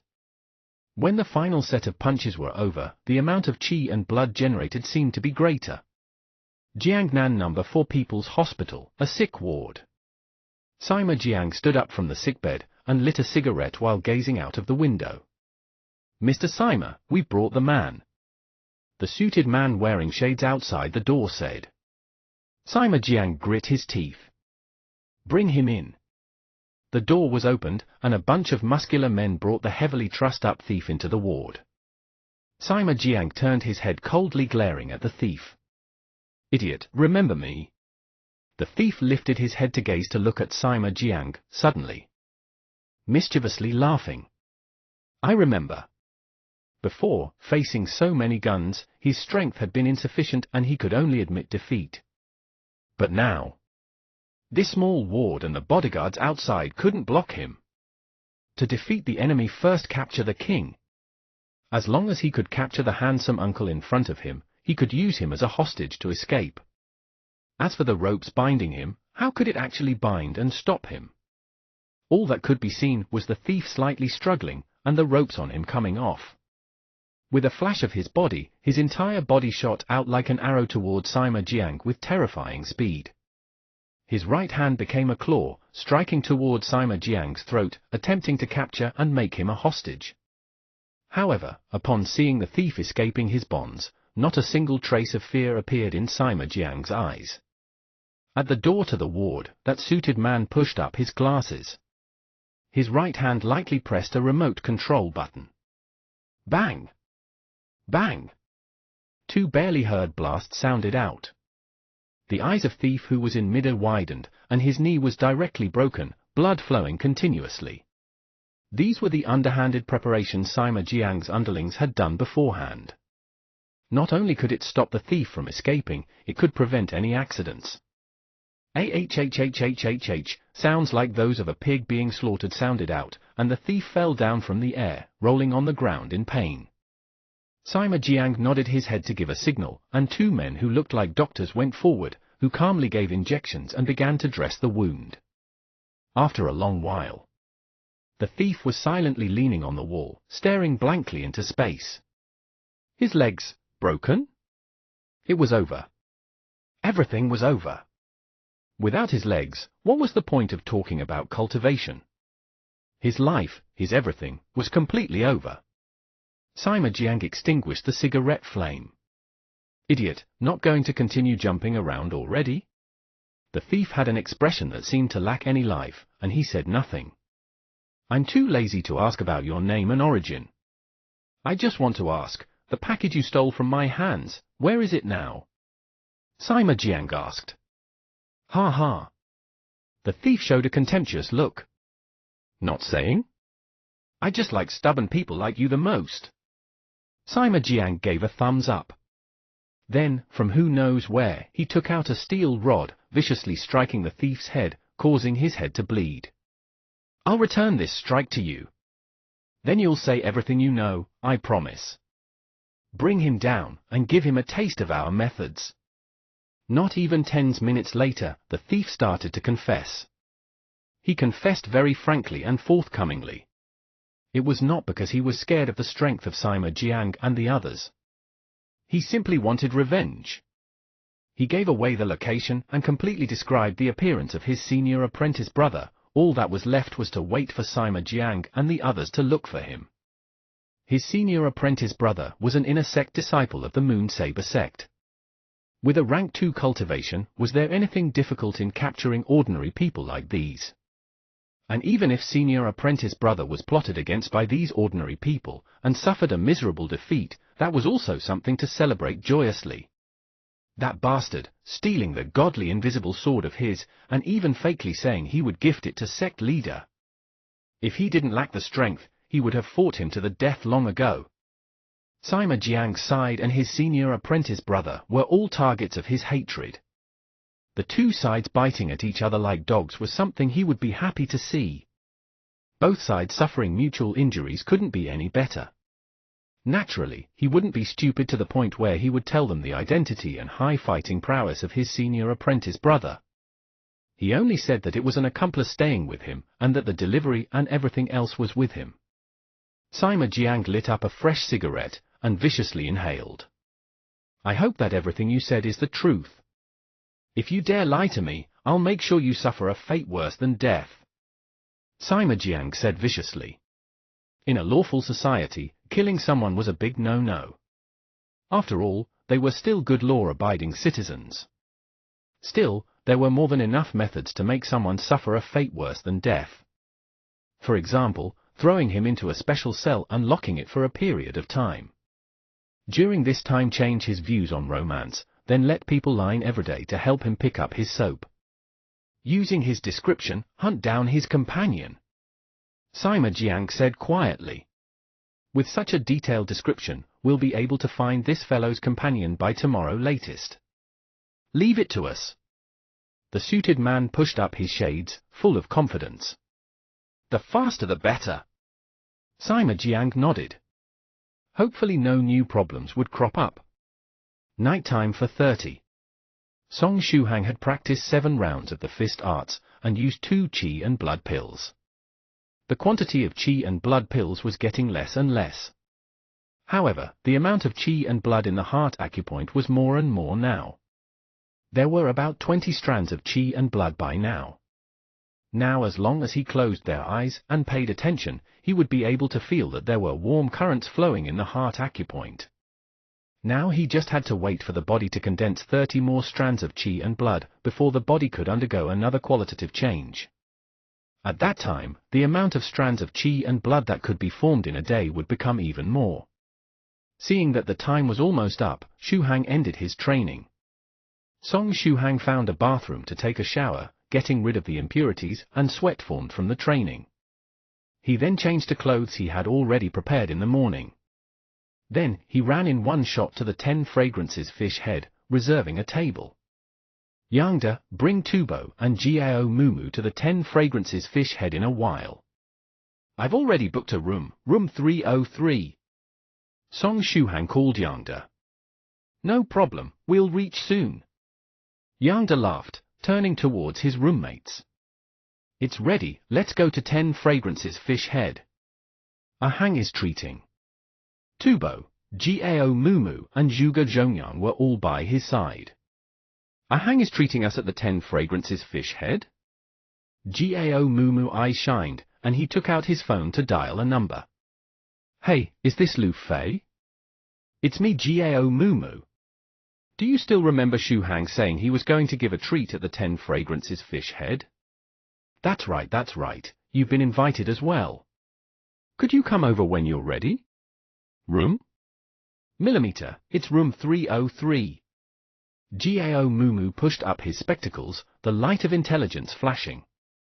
If you find any errors, ads pop up, ads redirect, broken links, non-standard content, etc., please let us know a report chapter, so we can fix it as soon as possible.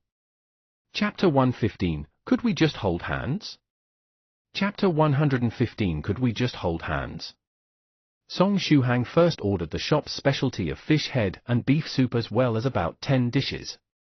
He would let his roommates order the rest when they came. The prices of this shop were rather value for money. Also, he had recently earned some money from defeating that mini-boss. He could treat something of this level. It was just that this room was a bit stuffy. The air conditioner had been on too long, and the air was slightly dry. Song Shuhang willed it, and adjusted his spiritual energy to slightly release cold air from the spirit sealing ice pearl. The room's temperature became more comfortable. 15 minutes later, his 3 roommates came together to the room with Gao Mumu's lowly girlfriend. There was also the tag-along Zhuge Zhongyang. Shuhang, I hope you don't mind a few more people. Gao Mumu pushed up his spectacles. Although it doesn't matter even if you mind. After you've said that much, how am I supposed to respond? Song Shuhang laughed. No, I was actually hoping you'll mind a bit. It'll give me a good excuse to chase away this big bother. Gao Mumu heartlessly pointed at Zhuge Zhongyang. This big bother was really too much. When he had finally gotten a chance to spend some time with his girlfriend, this fellow had come to be an unwanted third wheel. Zhuge Zhongyang shook his head. Gao Mumu, you're being at sunder again. How could someone as handsome as me be a big bother? Gao Mumu's face twitched, and ignored this narcissist. He changed the topic. Also, Shuhang. Your big brothers have already helped you invited that little Miss Lu Fei. Who? Song Shuhang froze. Tubo patted Song Shuhang. No need to thank us, we can only help you this much. Work hard. Song Shuhang laughed dryly. I have to thank you guys? Li Yangda also patted Song Shuhang. You're welcome. Just treat us at the 10 Fragrances Fish Head when you succeed. As they were saying so, someone outside the room knocked on the door. Please enter. Gao Mumu immediately called out, and gave a surreptitious wink to Song Shuhang. The room door opened, and a girl with a rosy blush on her face and a well-developed body was standing there. She was shyly smiling at everyone. This was indeed that little Miss Lu Fei. She was t-shirt with black and white stripes. Her shorts showed her long legs. Her long hair was done up in a ponytail slanted to the left, the picture of youthful beauty. Hello everyone. It seems I'm the latest person here. She waved towards everyone. Tubo gazed over, and discovered that this girl was actually alone. This amount of courage was really quite big. Or was it that she had a lot of trust towards Song Shuhang? We just reached. Everyone here just reached. Come. Sit down, and wait for the dishes.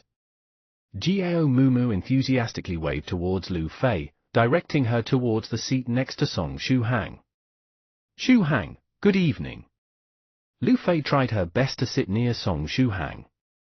Sure enough, she could immediately feel that cooling feeling. Good evening. Song Shuhang smiled warmly. However, he was sighing internally, he had already understood his roommate's intentions in his heart. The unfortunate thing was, he had no time at all recently for a girlfriend. Cultivation was the #1 most important thing as of now, and girlfriends or whatnot were temporarily of no interest to him whatsoever. Come, let's dedicate a toast to Xu Hang, the champion of the 5-kilometer race. Tubo raised his wine cup and made a hint to Jiao Mumu and Younger. The last time they all had drank together, they had all been drunk under the table by Song Xu Hang. Today, they planned to take shifts and wipe away their past shame. The sounds of joy and happiness continuously rang out, and the laughter never stopped. Under the guidance of the 3 roommates, Lu Fei was very quickly inducted into Song Xu Hang's small circle of friends. After 3 rounds of wine, Lu Fei clasped her small hands, formulating a plan in her heart. After they had their fill of wine and their stomachs were full, Song Xu Hang asked the service personnel for the bill. Hang, tonight I still have some matters to settle, so I'll have to return to the rented apartment first. I won't be returning to the dormitory. Li Younger stood up and made some hints to his fellow accomplices with his eyes. Tubo immediately responded, let's go together. I just happen to have some things on tonight. I'll sleep at Younger's place tonight. I'll be accompanying my girlfriend. I'll bring this fellow Yuga Younger away too. Jiao Mumu pushed up his spectacles. Hang, you'll be the only one who'll be returning to the dormitory.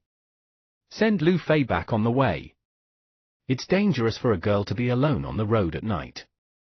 Without waiting for Song Xu Hang's reply, he put his arm around his companion's shoulder and quickly scrammed.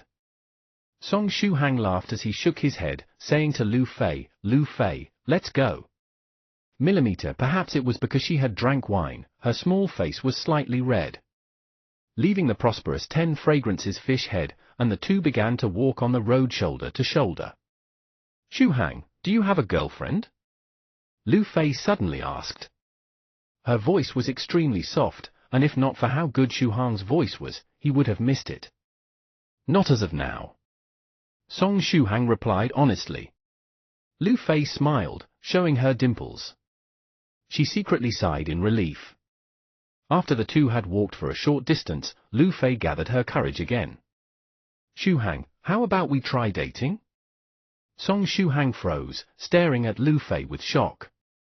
For the first time in his life, he hadn't been given a good person card by a girl, but was confessed to. If Mama Song knew about this, then there would definitely be a family-wide celebration. After being dazed for a while, Song Xu Hang asked a stupid question. You like me? Lu Fei put strength into nodding her head. It was an extreme like. Especially summer, anyone who was there would know that Song Xu Hang was a human-shaped air conditioner. Song Xu Hang froze again.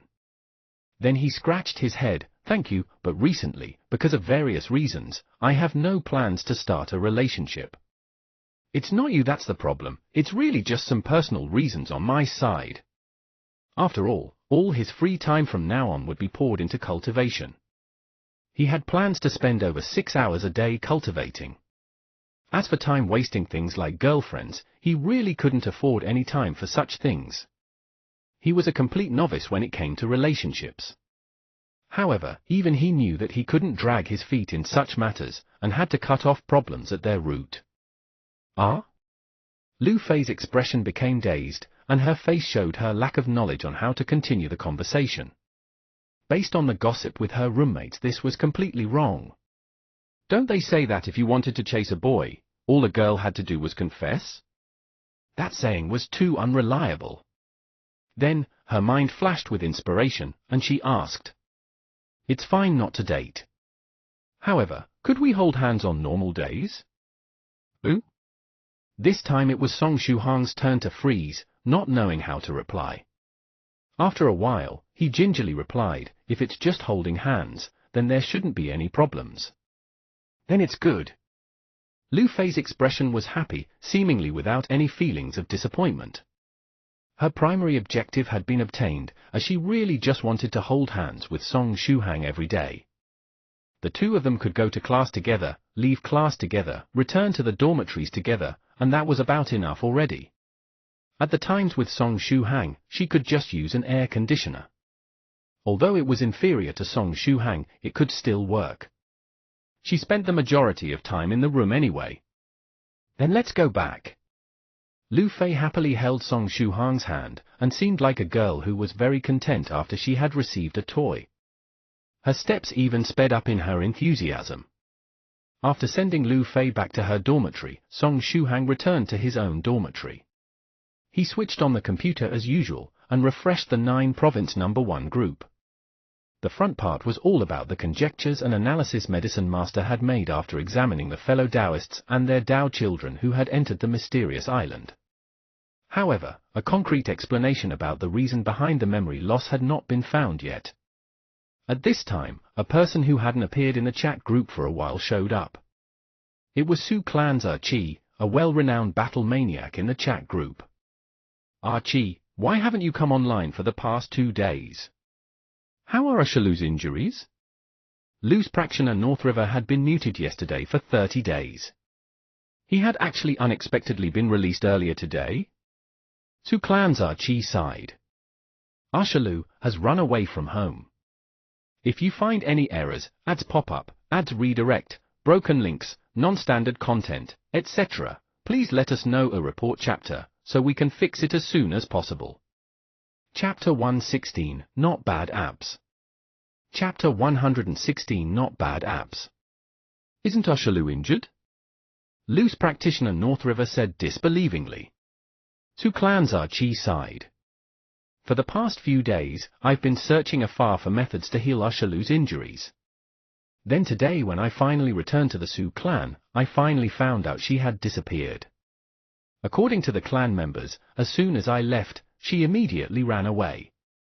Lu's cultivator North River frowned. Ran away? Your Su clan is so big and you couldn't keep watch on a single injured Ashalu? Su Clan's Chi said slightly embarrassedly. Ashalu's secret method to escape from home was one left behind by me in the past. Also, when the family had discovered she disappeared, Ashalu had already ran off to God knows where. They haven't been able to find her after several days of searching. So many people couldn't find one injured Ashalu? Lu's cultivator North River could no longer keep his suspension of disbelief. Su Clan's Chi sighed. So as soon as he had returned to the Su clan, he had viciously scolded those for bastards of the clan. However, he couldn't air his clan's dirty laundry out in public, so he had trouble saying anything out. Lu's cultivator North River no longer pursued the internal affairs matters of the Su clan. So is there any news now on Ashalu? Millimeter I left an imprint on one of Ashalu's magical treasures. Although it's not as accurate in pinpointing as the spiritual imprint art, but I can roughly tell that Ashalu is in the Jiangnan area. Su Clan's Chi said. Because it was Ashalu's treasure, leaving a spiritual imprint would affect the owner's usage. Thus, he could only imprint a lower-tier kind of imprint. But this kind of lower-tier imprint could only give a rough gauge of the location area. As for those magical treasures Ashalu had personally imprinted, they were all behind at the Su clan. Ashalu was quietly running away after all, so how could this kind of items that could expose positions be brought out? Then, Su Clan's Chi said, I'll be setting off tonight to go over there to quickly bring Ashalu back. I'll also like to ask if any fellow Taoists in the group are nearby the Jiangnan area now, and could help me with finding Ashalu. I give you my thanks. This was also his main reason for coming online. Song Shuhang paused on seeing this. Su Clan's Ashalu had also run over to the Jiangnan area? Upon hearing Chi had some methods to find Ashalu, Lu's cultivator North River sighed in relief. He said, Why is everyone running over to the Jiangnan area now? Speaking of there, I do recall a little friend there. Little friend? Has True Monarch Mount Huang added yet another new fellow Daoist? Su Clan's Chi asked. Lu's cultivator North River sent an emoticon of a shaking head. He then laughed, still remember that great pressure of Mount Books. Oh? The one True Monarch Mount Huang mistakenly added? Su Clan's Chi asked. After all, such an exotic Daoist title was hard to forget even if he wanted to. He's now a little fellow Daoist, the process was rather interesting. I'll tell you more when we're free. I remember that he is at the Jiangnan University City. If fate wills it, you may just have the chance to meet. Loose Cultivator North River laughed. When Song Shuhang read till here, he immediately showed his face. Everyone in the group was a great senior. Getting familiar would make it easier to accept tasks in the future. Great pressure of Mount Books. Good evening, Senior Archie. Speak of the devil. That's right, this is the time students end class after all. Loose Cultivator North River laughed.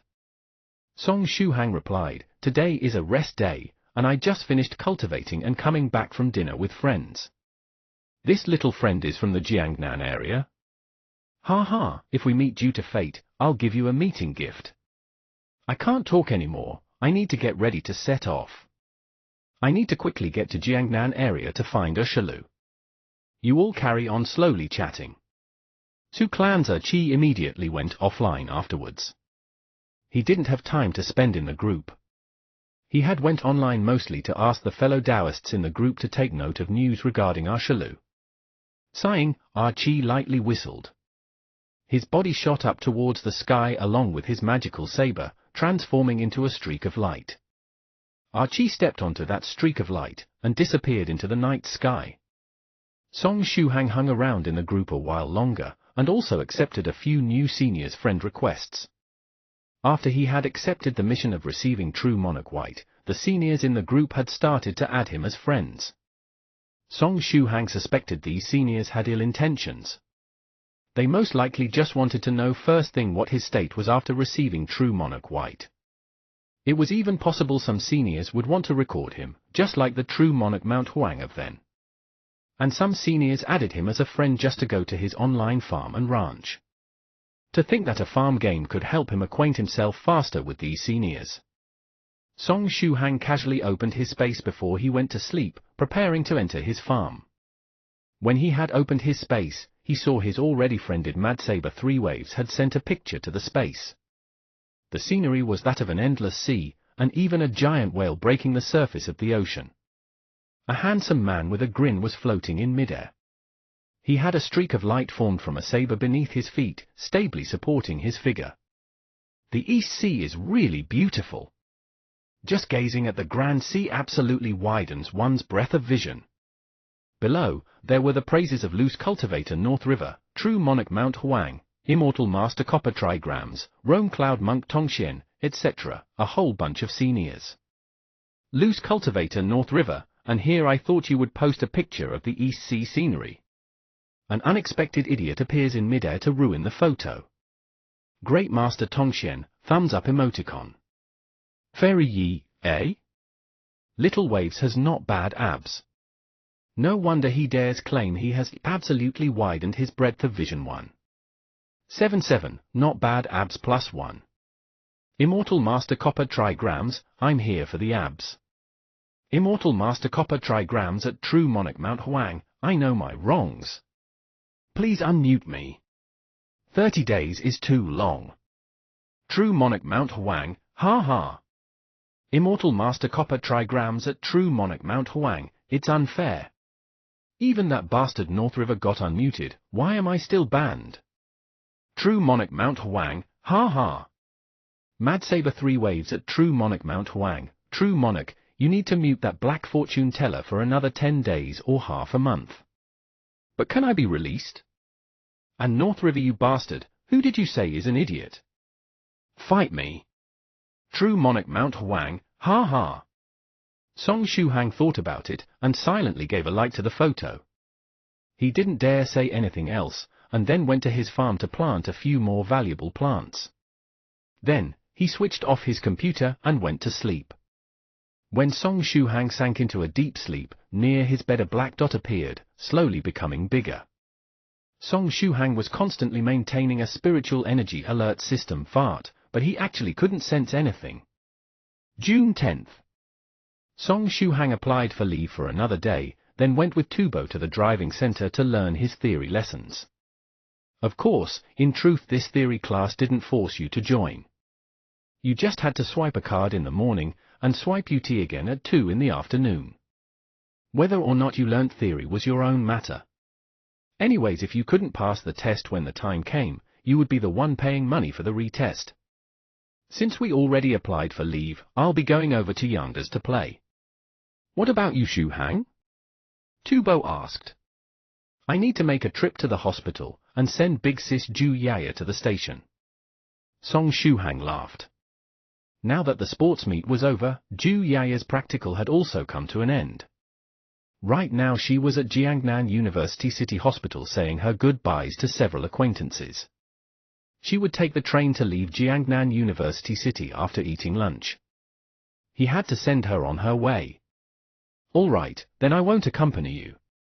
See you in the afternoon. Tubo still had some fear in his heart when he thought of Ju Yaya. 10 minutes later, Song Shuhang reached the hospital and went to the resting room to find Ju Yaya.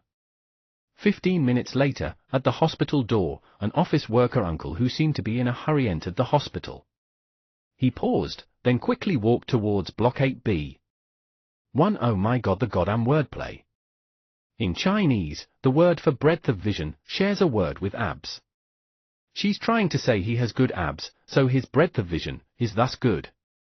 Obviously, the original wordplay that Fairy Yi tries to do can't survive a translation to English. I spent like 20 minutes trying to come up with a wordplay in English that makes sense and lets you know she was trying to make a play on words. Sorry Fairy Yi for turning your wordplay into a lower level wordplay. If you find any errors, ads pop up, ads redirect, broken links, non-standard content, etc., please let us know a report chapter, so we can fix it as soon as possible. Chapter 117, Seven Shine Wonder Fruit and Immortal Farming Sect. Chapter 117, Seven Shine Wonder Fruit and Immortal Farming Sect. Song Shuhang headed to the resting room to find Ju Yaya. He met a bespectacled female doctor at the door. She just happened to have finished her word and had come over to the resting room. When she saw Song Shuhang, she waved in greeting. Hello student Song Shuhang. Hello Dr. Li. Song Shuhang smiled shyly. He had to be slightly shy, or else this Dr. Li's gaze would have long since had pressure. In the resting room, Ju Yaya had already prepared her items. She waved, Shuhang, you've come. When Song Shuhang saw her smile, he actually felt slightly flustered. Ju Yaya wouldn't have had seen the headline of Uncle PK's Youth in One Puncher yet, would she? What time is the ticket for? He purposely changed the topic. He couldn't let Ju Yaya bring the topic to that of the Uncle PK's Youth in One Punch. Ju Yaya took out her handphone and checked her book ticket, replying, 3 o'clock in the afternoon.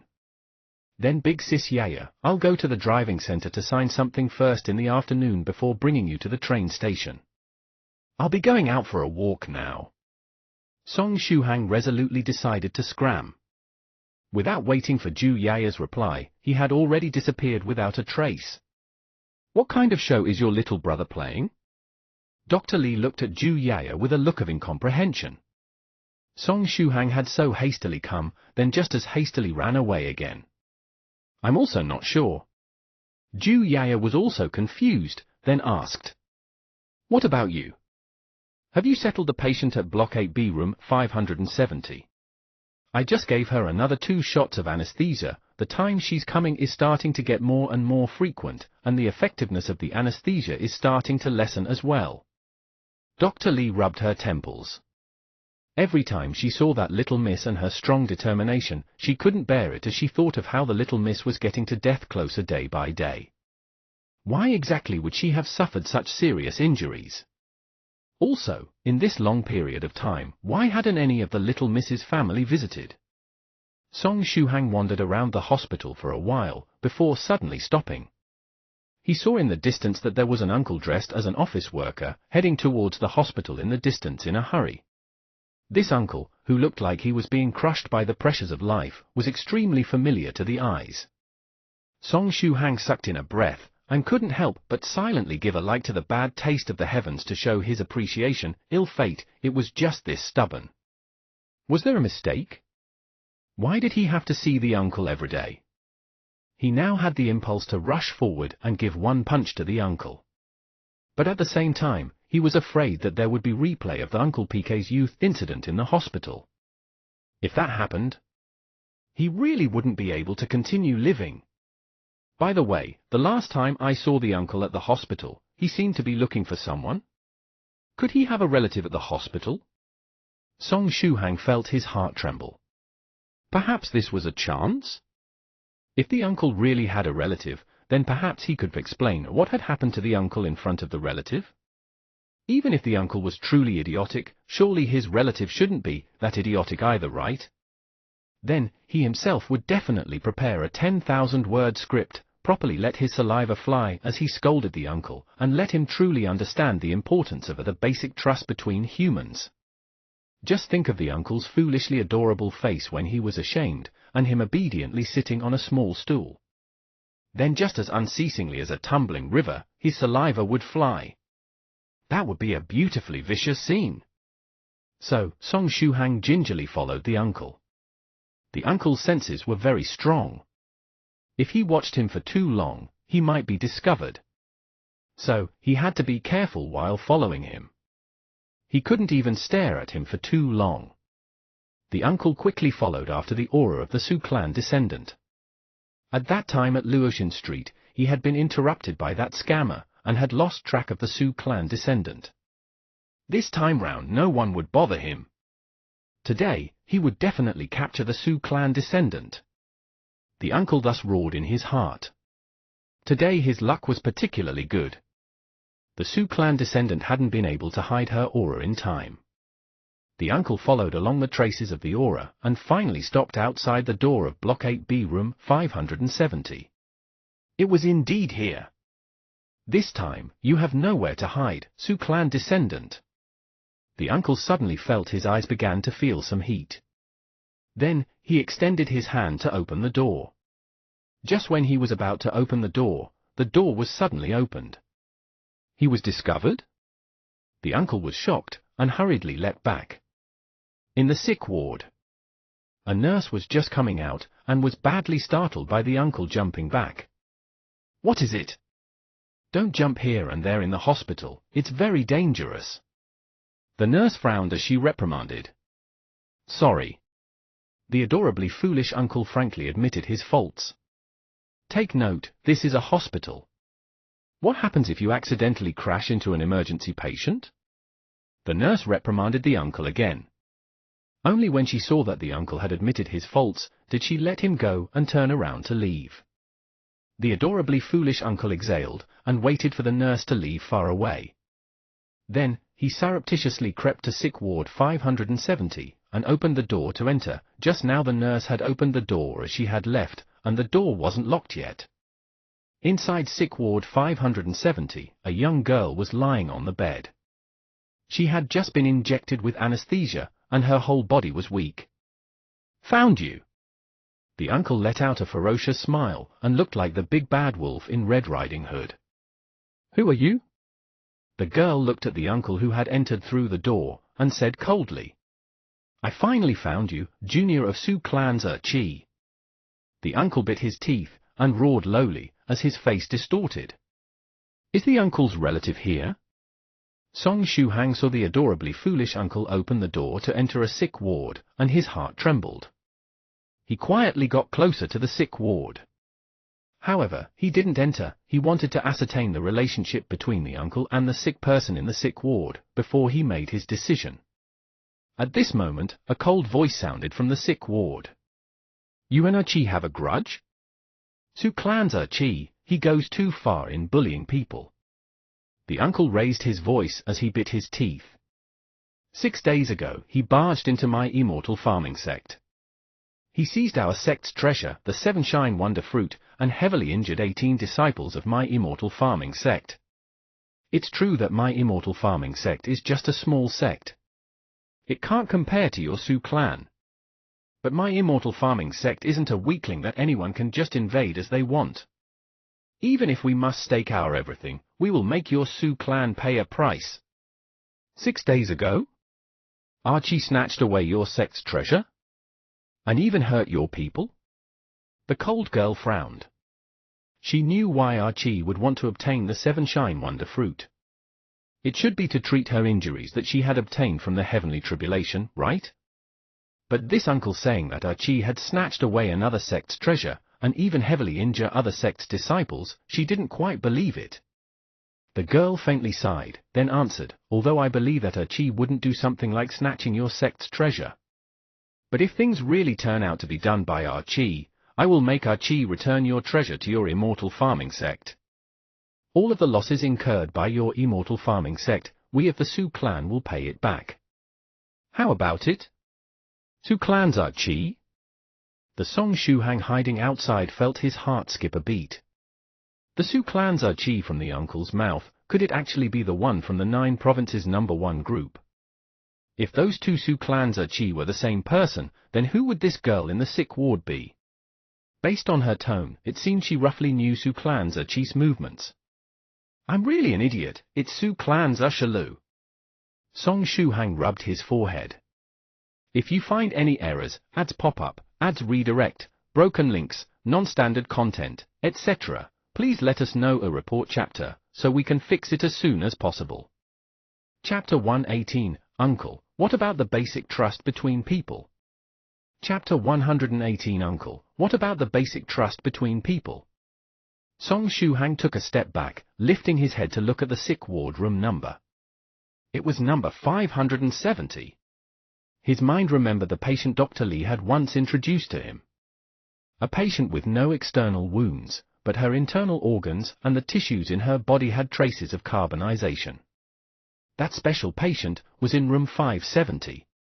Inexplicably weird injuries, and together with a relationship with Su clan's Chi. Then it could only be that Su clan's Shalu, who had undergone tribulation in H City and ran away from home later on. That weird injury where she was fine on the outside but burnt inside should be a result of the lighting tribulation of that day June 1st.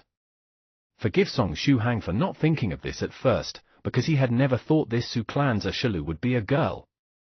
When he had heard the seniors chatting in the group before, he had always thought of Su clan's Shalu as a boy. A name like Shalu, as well as a battle maniac personality like that of Su clan's Chi, how could he link it to a girl? Wait, this wasn't the time for that. What was more important was, this uncle who was the self-proclaimed representative of the immortal farming sect, had ill intentions on Su clan's Chi. What should he do now? The uncle's strength was obviously above his.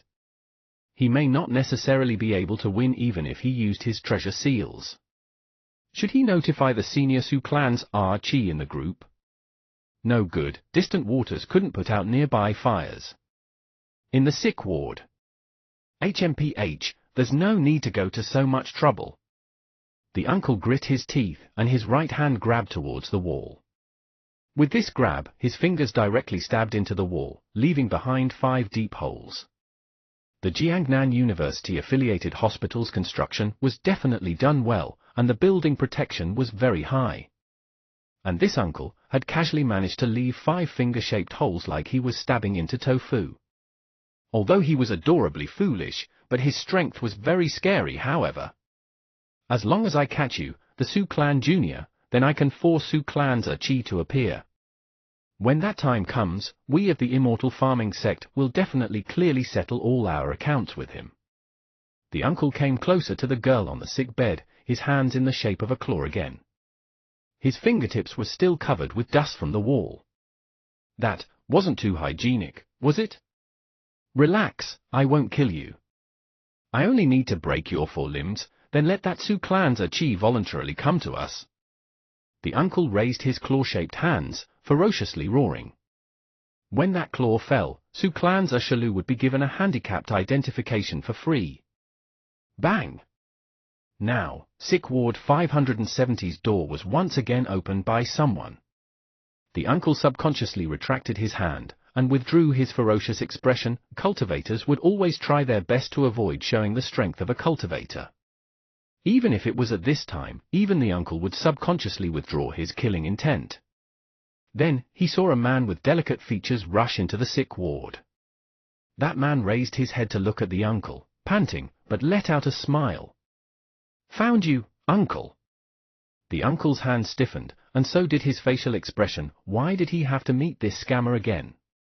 After eating one of his punches yesterday, he still hadn't learnt his lesson yet?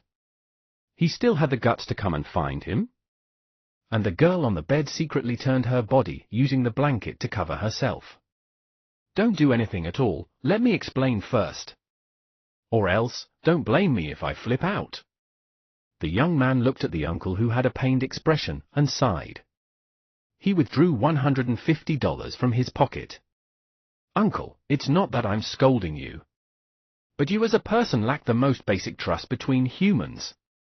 Come, accept the money. If you're not confident, check whether the money is real.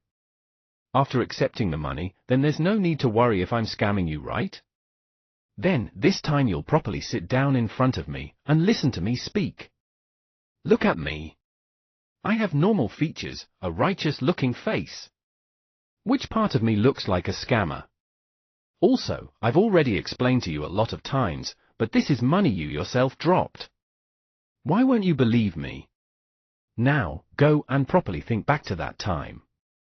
Even if you've forgotten whether you dropped money, but you should be able to remember at that time, before I called out to you, were you taking out your phone from your pocket? You dropped $150 at that time. I was only picking it up to return it to you at that time. I just don't get it. Why the heck do you think I'm a scammer?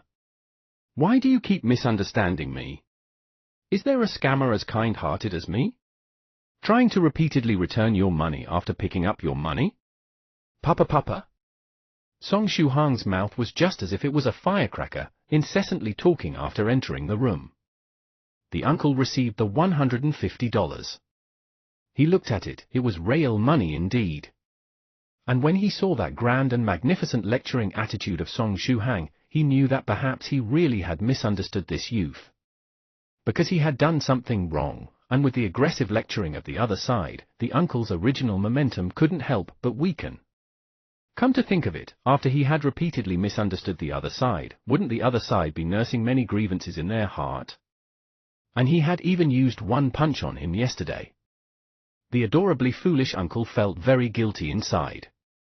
And yesterday, I originally wanted chase after you to return the money, and you actually one-punched me. It really hurt, you know. And because of your one punch, the Uncle PK's youth in one-punched thing has already spread to my circle of friends. My face has already been thrown all the way to the Pacific Ocean. Do you know? At least for 1 month I won't have the face to see anyone. Papa, and yet it continued. Song Shuhang's mouth was still moving, and from the most basic trust between humans to the recently society needs more love, and it even dragged on to doing good things is an olden tradition passed down from ancient times of China to now. It even dragged on to recently after doing good things, you need to have evidence, or else you may be cheated instead after doing good things. Song Shuhang exerting all his brain juice to think of anything that could be said. His mouth was already dry. The uncle, who knew he was in the wrong, could only be moved to the point where he kept nodding. Every sentence Song Shuhang said, he nodded once. Now, he already listened to the point where he was getting drowsy. And that is to say, uncle, if it wasn't someone like me who picked up your money, if it was someone else, they wouldn't have returned it. Song Shuhang cleared his throat. But his heart was extremely anxious. It's over, I'm running out of things to say. I've already said the 5 virtues and the 4 points of beauty. Point 1. What can I still say about the basic trust between humans? Do I actually have to start talking about the 3 obediences and the 4 virtues of women in ancient times, too? Why haven't Dr. Lee or the nurse come yet? Even if I'm widely read, I'm still running out of things to say. He had to try his best to drag it till the doctor or nurse came over to change the medicine. This was his plan. Because if a doctor or nurse came, there was a chance the uncle would temporarily retreat. Unfortunately, Dr. Lee didn't have any desire to comply, and still hadn't come yet. And the button to call the nurse was blocked by the uncle. Song Shuhang couldn't find any chance to press it. Or else with a light press, he could summon a pretty doctor with a pretty and innocent nurse in tow. There's no choice, he really couldn't make up any more. If he really started on the 3 obediences and the 4 virtues of women in ancient times, no matter how adorably foolish the uncle was, he would still smell a rat. So, he could only use the second method. Song Shuhang was holding a pill pellet in his hand, the stink pill.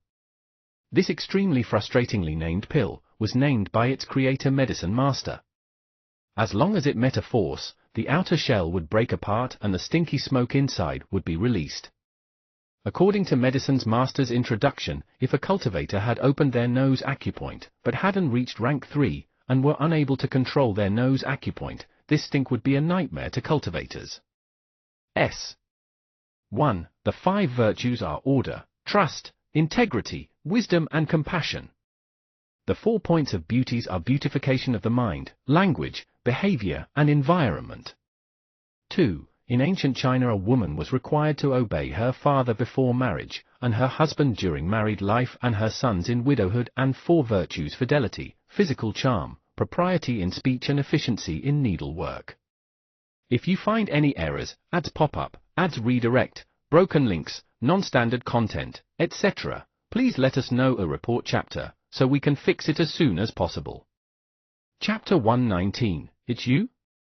Chapter 119, It's You? Song Shuhang's hand had 2 stink pills. It was originally meant for use against Altar Master. However, it hadn't been used in the end when slaying the Altar Master. Hopefully the realm this uncle was in hadn't reached rank 3 yet, or else the stink pill wouldn't have any effect. At the same time, Song Shuhang's other hand quietly held onto her armor seal. He flicked his finger, and used strength to throw the pill. The stink pill struck the ground, and the outer shell broke. In that moment, a black smoky haze began to envelop the room. What quickly followed was an intense smell that was a combination of all the bad smells in the world. A normal person who smelled just a bit would feel the acid in the stomach starting to surge up. As for cultivators who had opened their nose acupoint and had a sense of smell 10 or even 100 times greater than normal people, as long as they smelled a little, that feeling simply wasn't too good. Ah, what is this, Blurg? The adorably foolish uncle stopped midway and grabbed his throat. He was just like those land ducks that slipped and fell into water, and was very anxious to get rid of the smell that he had inhaled into his windpipe. Taking advantage of this chance, Song Shuhang ferociously jumped out, and it was as if there were springs attached to his legs as he jumped to the bed and picked up the Su clan's Shalu on the bed together with the blanket. After body tempering and building his cultivation foundation, there wasn't much difference between a normal human's weight and a wooden rock to Song Shuhang anymore. It wouldn't affect his movements. Immediately, without even turning his head, Song Shuhang rushed towards the door. He originally wanted to escape through the window, and also thus avoid passing in front of the uncle again. But it was the 5th floor, and Song Shuhang knew if he were to jump down from the 5th floor, then it'll really be game over. So, he could only force himself to pass through the uncle and escape through the door. Blur, blur. You scammer. The adorably foolish uncle wasn't really that stupid, he just lacked a bit of general society knowledge. When he escaped the smoke, and saw Song Shuhang running off while he carried off the Su clan's descendant, he understood Song Shuhang's intention. This scammer, he had kept saying he wasn't a scammer. And he had actually believed him. Abominable. The uncle was enraged. When Song Shuhang passed in front of him carrying the Su clan's descendant, the uncle exerted force to grab towards Song Shuhang. Stop there for me. This claw could gouge out 5 finger-shaped holes in the wall in the sturdy hospital walls. If it grabbed onto Song Shuhang, it would give 5 holes to Song Shuhang as a memento. Armor. At the critical moment, Song Shuhang didn't hesitate to activate the armor seal. The spiritual energy in the seal gushed out and formed a layer of defensive armor around his body. This weak-looking layer of light armor could defend an all-out attack from a cultivator below rank 3. Ding!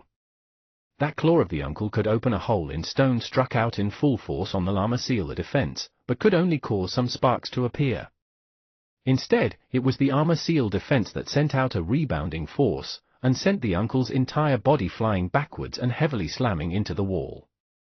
And Song Shuhang borrowed the force from that claw of the uncle, and shot out of the sick ward like an arrow. When he was in the sick ward, he had left the door closed on purpose, to facilitate his escape. The uncle shook his head, and it took a while before he managed to lift himself up again. That sudden rebounding force had not only caused his arm to become numb, but it had also made lose his best chance to catch Song Shuhang. When he had climbed up again, Song Shuhang had already run far away. Abominable! The uncle roared lowly, enraged, and his body moved explosively as it chased after the traces of Song Shuhang. This time, I will definitely not let that Su clan's descendant get away. Because THS could be his last chance, as the Su clan would not let this junior wander about for too long. Hey, I've said it before, don't run about anyhow in the hospital doorways. The nurse Shan Shan had come late and shouted towards the distant uncle's back. The uncle sure didn't have time to attend to the nurse now, and instead sped up, disappearing from her line of sight. Song Shuhang was giving his all to rush downstairs, while his mind kept thinking, what's a good place to escape to? His first thought was Senior Medicine Master. Originally, running there was undoubtedly the best haven. Unfortunately, Senior Medicine Master had left far away, and going along was Jiang Ziyan to carry the bags. Apart from Medicine Master's help, Song Shuhang also had 2 sword seals, and once it was used, it was sufficient to deal with rank 2 cultivators. But this adorably foolish uncle wasn't the altar master, and Song Shuhang didn't have the thought of killing him. Perhaps he should find a sick ward to hide a bit? No, in case that uncle just stayed downstairs to guard the door, he couldn't just keep staying in the hospital. Also, he didn't know if the uncle had any companions. Hiding in the sick ward would make it easy to be caught like a turtle in a jar. Forget it. First, I'll run out from the hospital, then find a good place to hide. If possible, I'll quickly find Senior Su Clan's Chi. He should almost be at the Jiangnan area already. Song Shuhang thought in his heart. At this time, the Su Clan's Shalu who was in his arms rang out coldly. I didn't think the world really still had good people who were such busybodies like you. Just now, across the wall it had been hard to hear clearly. Now that the girl was in his arms, this voice, why was it so familiar? Song Shuhang lowered his eyes to look at the girl in his hands. Short hair, and a pretty face despite no makeup. Because her stature was small, and she didn't look old, this was a girl who was adorable and beautiful at the same time. Ehehe? The running Song Shuhang couldn't help but let out a surprised sound. This lady was the one he had met twice, and had been harassed by unsavourists both times, but had explosive martial power. It's you? Song Shuhang recognized this girl. He thought and tested out, this time, did I intervene unnecessarily again? This lady had very high battle power, and was it possible she had feigned weakness, and was waiting for the uncle to get near, before hitting the uncle? Humph! The short girl turned her head, like a proud rooster. But immediately, the girl in his arms used a weak and almost unheard voice. This time, thank you. This time she had just been injected anesthesia. And her entire body lacked strength. If that uncle wanted to do something malicious to her, she wouldn't have any ability to resist. Shuhang had really saved her this time. What did you just say? Song Shuhang's head was all focused on thinking of an escape route, and he couldn't hear clearly. He hadn't used the lift. That uncle's speed was much greater than that lift, and he could just wait outside for him to come out. Thank you. The girl's voice was still extremely soft. This time, Shuhang really heard it clearly. You can actually thank someone else? Song Shuhang laughed. The girl in his arms grit her teeth, and felt as if talking to Song Shuhang was extremely stressful. It made her feel as if even saying thanks was wrong. She just didn't like to speak much, and it wasn't like she didn't know manners. Where are you going to? The places to that can be escaped to are too far. We'll take it step by step. Shuhang replied. The defense from the armor seal on his body was becoming weaker and weaker, and could be extinguished at any time. I can hear that immortal farming sect uncle coming. At most 50 seconds, then he'll chase up to us. The short-haired girl said softly. Which meant to say, he himself could be sprawled on the ground in 50 seconds. He definitely couldn't let himself be chased up to. Song Shuhang ran madly, and the long sections of the stairs were all jumped in one step. When 10 seconds hadn't even passed, Song Shuhang had already reached the ground floor. What was coincidental was that a free taxi was slowly coming to a stop at the car waiting area. It was waiting for passengers to enter, and the driver hadn't had time to let the engine stall yet. Taxi! Song Shuhang's heart felt joy in it, and carrying Su Clan's Shalu, he rushed out towards the taxi. Opening the door and getting on the car had only taken 3 seconds. The two of you, or where to? The taxi driver gave a weird gaze to look at Song Shuhang, and the young lady wrapped up in a blanket. What was this, a scene of elopement? Song Shuhang couldn't think of where to go so fast. Now, Su Clan's Shalu opened her mouth, Fortune Street. If you find any errors, ads pop up, ads redirect, broken links, non-standard content, etc., please let us know a report chapter, so we can fix it as soon as possible. Chapter 120, Have Anything to Eat. Chapter 120, Have Anything to Eat. Mister, could you go faster? Song Shuhang looked at the hospital, worried that the immortal farming sect uncle could come rushing over at any time.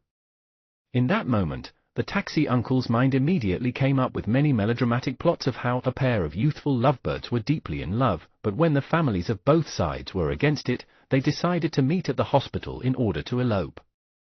Sit tight. The taxi uncle stepped on the accelerator, and the taxi quickly charged out. In the hospital, Dr. Li had finished her work again and was going to the resting room. She just happened to see the scene of how Song Shuhang carrying Su Clan's Shalu into a taxi. Who? The one who just ran out is Ju Yaya's younger brother, right? He also seemed to be carrying someone? And that blanket belongs to our hospital, right? What happened? Dr. Li had a face of bewilderment. While she was wondering, an office worker uncle jumped down from upstairs. In his one jump, he actually managed to leap down about a dozen steps of the staircase. Hey, don't jump about anyhow in the hospital. It's very dangerous. Dr. Li called out to stop him. But how could the uncle have any time to care about such things now? He was regretful to the point where he wanted to grit his teeth until they shattered. He raced towards the taxi, chasing after it. There were many obstacles on the road that blocked the uncle's way forward, such as flower beds, railings, and stationary vehicles. But none of it could stop him. He was just like a park hour expert, moving with great ease as he advanced in a straight line. Whoa, cool! Many people took out their handphones, recording this splendid park hour display by an expert. Before 3 minutes had even passed, the taxi had already stopped at Fortune Street. Song Shuhang carried Su Clan's Shalu off the car, taking out a note of $50 to give to the taxi uncle. Thanks, uncle. No need for change. He didn't dare to waste time. Who knew when that immortal farming sect uncle would chase to here? Without waiting for the taxi uncle's reply, he carried Su Clan's Shalu and made his way into the deepest parts of Fortune Street. Make a turn to the right, my residence is the 19th floor of the Andy Complex Block A. There's a place we can temporarily hide ourselves inside there. Su Clan's Shalu said lightly. She had concealed her aura on the way. She previously had been unable to do so because of the acute pain, which was why the immortal farming sect uncle had been able to lock onto her position.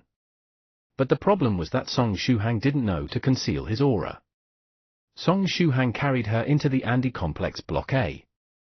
Their luck was not bad, and the elevator door just happened to open at this time. This block only had one lift, and if their luck had been bad, they would have been stuck here for very long.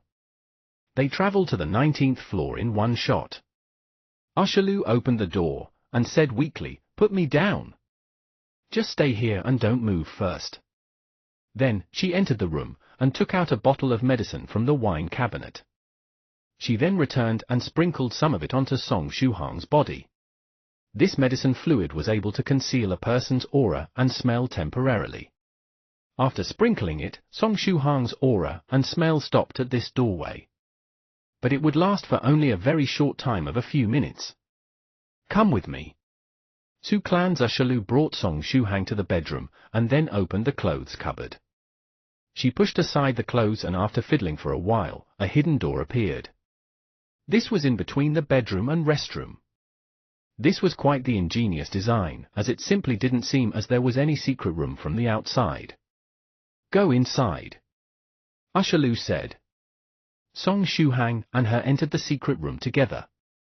Usher Lu placed the clothes in the clothes cupboard back neatly again, and pressed the switch, closing the clothes cupboard door and the secret room entrance. Before this was even done, she took out a small scroll from the secret room and pasted it on the entrance door. There was a formation drawn on the scroll that could block off auras and sounds, creating a perfect hideaway. Song Shuhang saw Su Clan's Usher Lu appearance of having long since prepared for this, and asked suspiciously, "You already knew the uncle would look for you long ago?" Usher Lu shook her head, saying, "Our Su Clan has a lot of big businesses, so our enemies aren't few. This secret room is just a precautionary measure. This used to be the previous resident storeroom. I just modified it a bit." Song Shuhang nodded. It seemed large cultivator clans didn't have it easy either. The secret room wasn't big, and the two sat facing each other and could even hear the other side's breathing. "Will that uncle be able to find this place?" Song Shuhang asked softly. "I hid my aura on the way, however, as long as he isn't an idiot he'll be able to find this apartment." Su Clan's Usher Lu gazed at Song Shuhang. On the way Song Shuhang hadn't concealed his aura. Even without Su Clan's Usher Lu's aura, the uncle could still find Song Shuhang through his smell. Then the question would be, was the uncle an idiot or not? The uncle may have been adorably foolish, but he wasn't an idiot. He followed Song Shuhang's aura and successfully found Andy Complex Block A. "It's here. There's still the residual smell from that scammer here." The uncle laughed coldly. Cultivators had noses even more sensitive than dogs, and he would never forget the smell from that scammer's body. He used strength to open the main door. No matter how resilient the anti-burglary measures were, it was incomparably fragile before a cultivator. "You won't be able to escape, you despicable scammer and Su Clan's descendant." The uncle rushed into the apartment, his enraged voice deafening. However, the entire apartment was empty, without any traces of any person. And that scammer's smell and aura had been cut off at the door. The air still had a faint aroma of some medicinal liquid. "I was taken for a fool again?" The uncle flew into a rage. He began to search madly in the room, breaking items, shattering flower vases. Every that could be a hiding place was searched by him, but he couldn't any traces of the two anywhere. "Damn it, where did they escape to?" The uncle roared, ran out from the apartment, and left running away. Song Shuhang heard that it had quietened down outside. He asked, "The uncle has left? How could it be so easy? Now we can only hope he doesn't take apart the apartment." Usher Lu shook her head. This time she had brought too few things out when she ran away from home. Otherwise, if she had brought some treasure seals, powerful magical treasures, or pills that could temporarily suppress injuries, the immortal farming sect uncle would definitely not be a threat to her. As she expected, after a short while, a soft sound was transmitted from outside. That immortal farming sect uncle had made a return.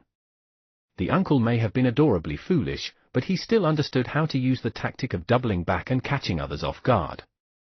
"Damn it, did they really escape?" the uncle muttered to himself. A good while later, the outside returned to silence again, and there were no longer any sounds of movement. "The uncle left again?" Song Shuhang asked. Because he was afraid of being found out by the other side, he didn't dare to use his spiritual energy to check. Usher Lu shook her head. She had methods to monitor what was going on outside the secret room. "That fellow from the immortal farming sect is just staying in the living room now, and is adopting the posture of someone waiting by a stump for a hare to bump into it, leaving it to luck." "Then what should we do now? Wait for the uncle to leave?" Song Shuhang laughed bitterly. "If he leaves, that'll be for the best. But if he keeps staying here, then at night, when my injuries won't flare up temporarily, I'll beat him with one palm." Usher Lu said indifferently. "My God, I forgot this Missy's true identity was a genius figure on par with Soft Feathers. She was already challenging the rank 3 heavenly tribulation at such a young age. According to the naming conventions of some ancient cultivation sects, rank 1 was known as body tempering, rank 2 to rank 4 was chi tempering, and rank 5 was Grand Tao of the Gold Core. This miss had already trained her chi to a very high level, and was close to the peak of chi tempering, an expert close to forming her Gold Core. As long as she could temporarily suppress her injuries from her heavenly tribulation, taking care of that uncle would be as relaxing as playing around. And thus temporarily, both sides could only waste their time. Bored, Song Shuhang started training the True Self meditation scripture to train his spiritual energy. Time passed very quickly, and it quickly became noon. Song Shuhang's stomach emitted rumbling sounds. Since entering the cultivation world, his body would need large quantities of qi and blood when cultivating. So, he would eat a lot and get hungry fast. Have anything to eat? Song Shuhang asked. If it was a secret room, then there should be some food prepared, right? I can fast. Arshalu's eyes raised slightly as she said indifferently. But miss, what about me? I still can't fast.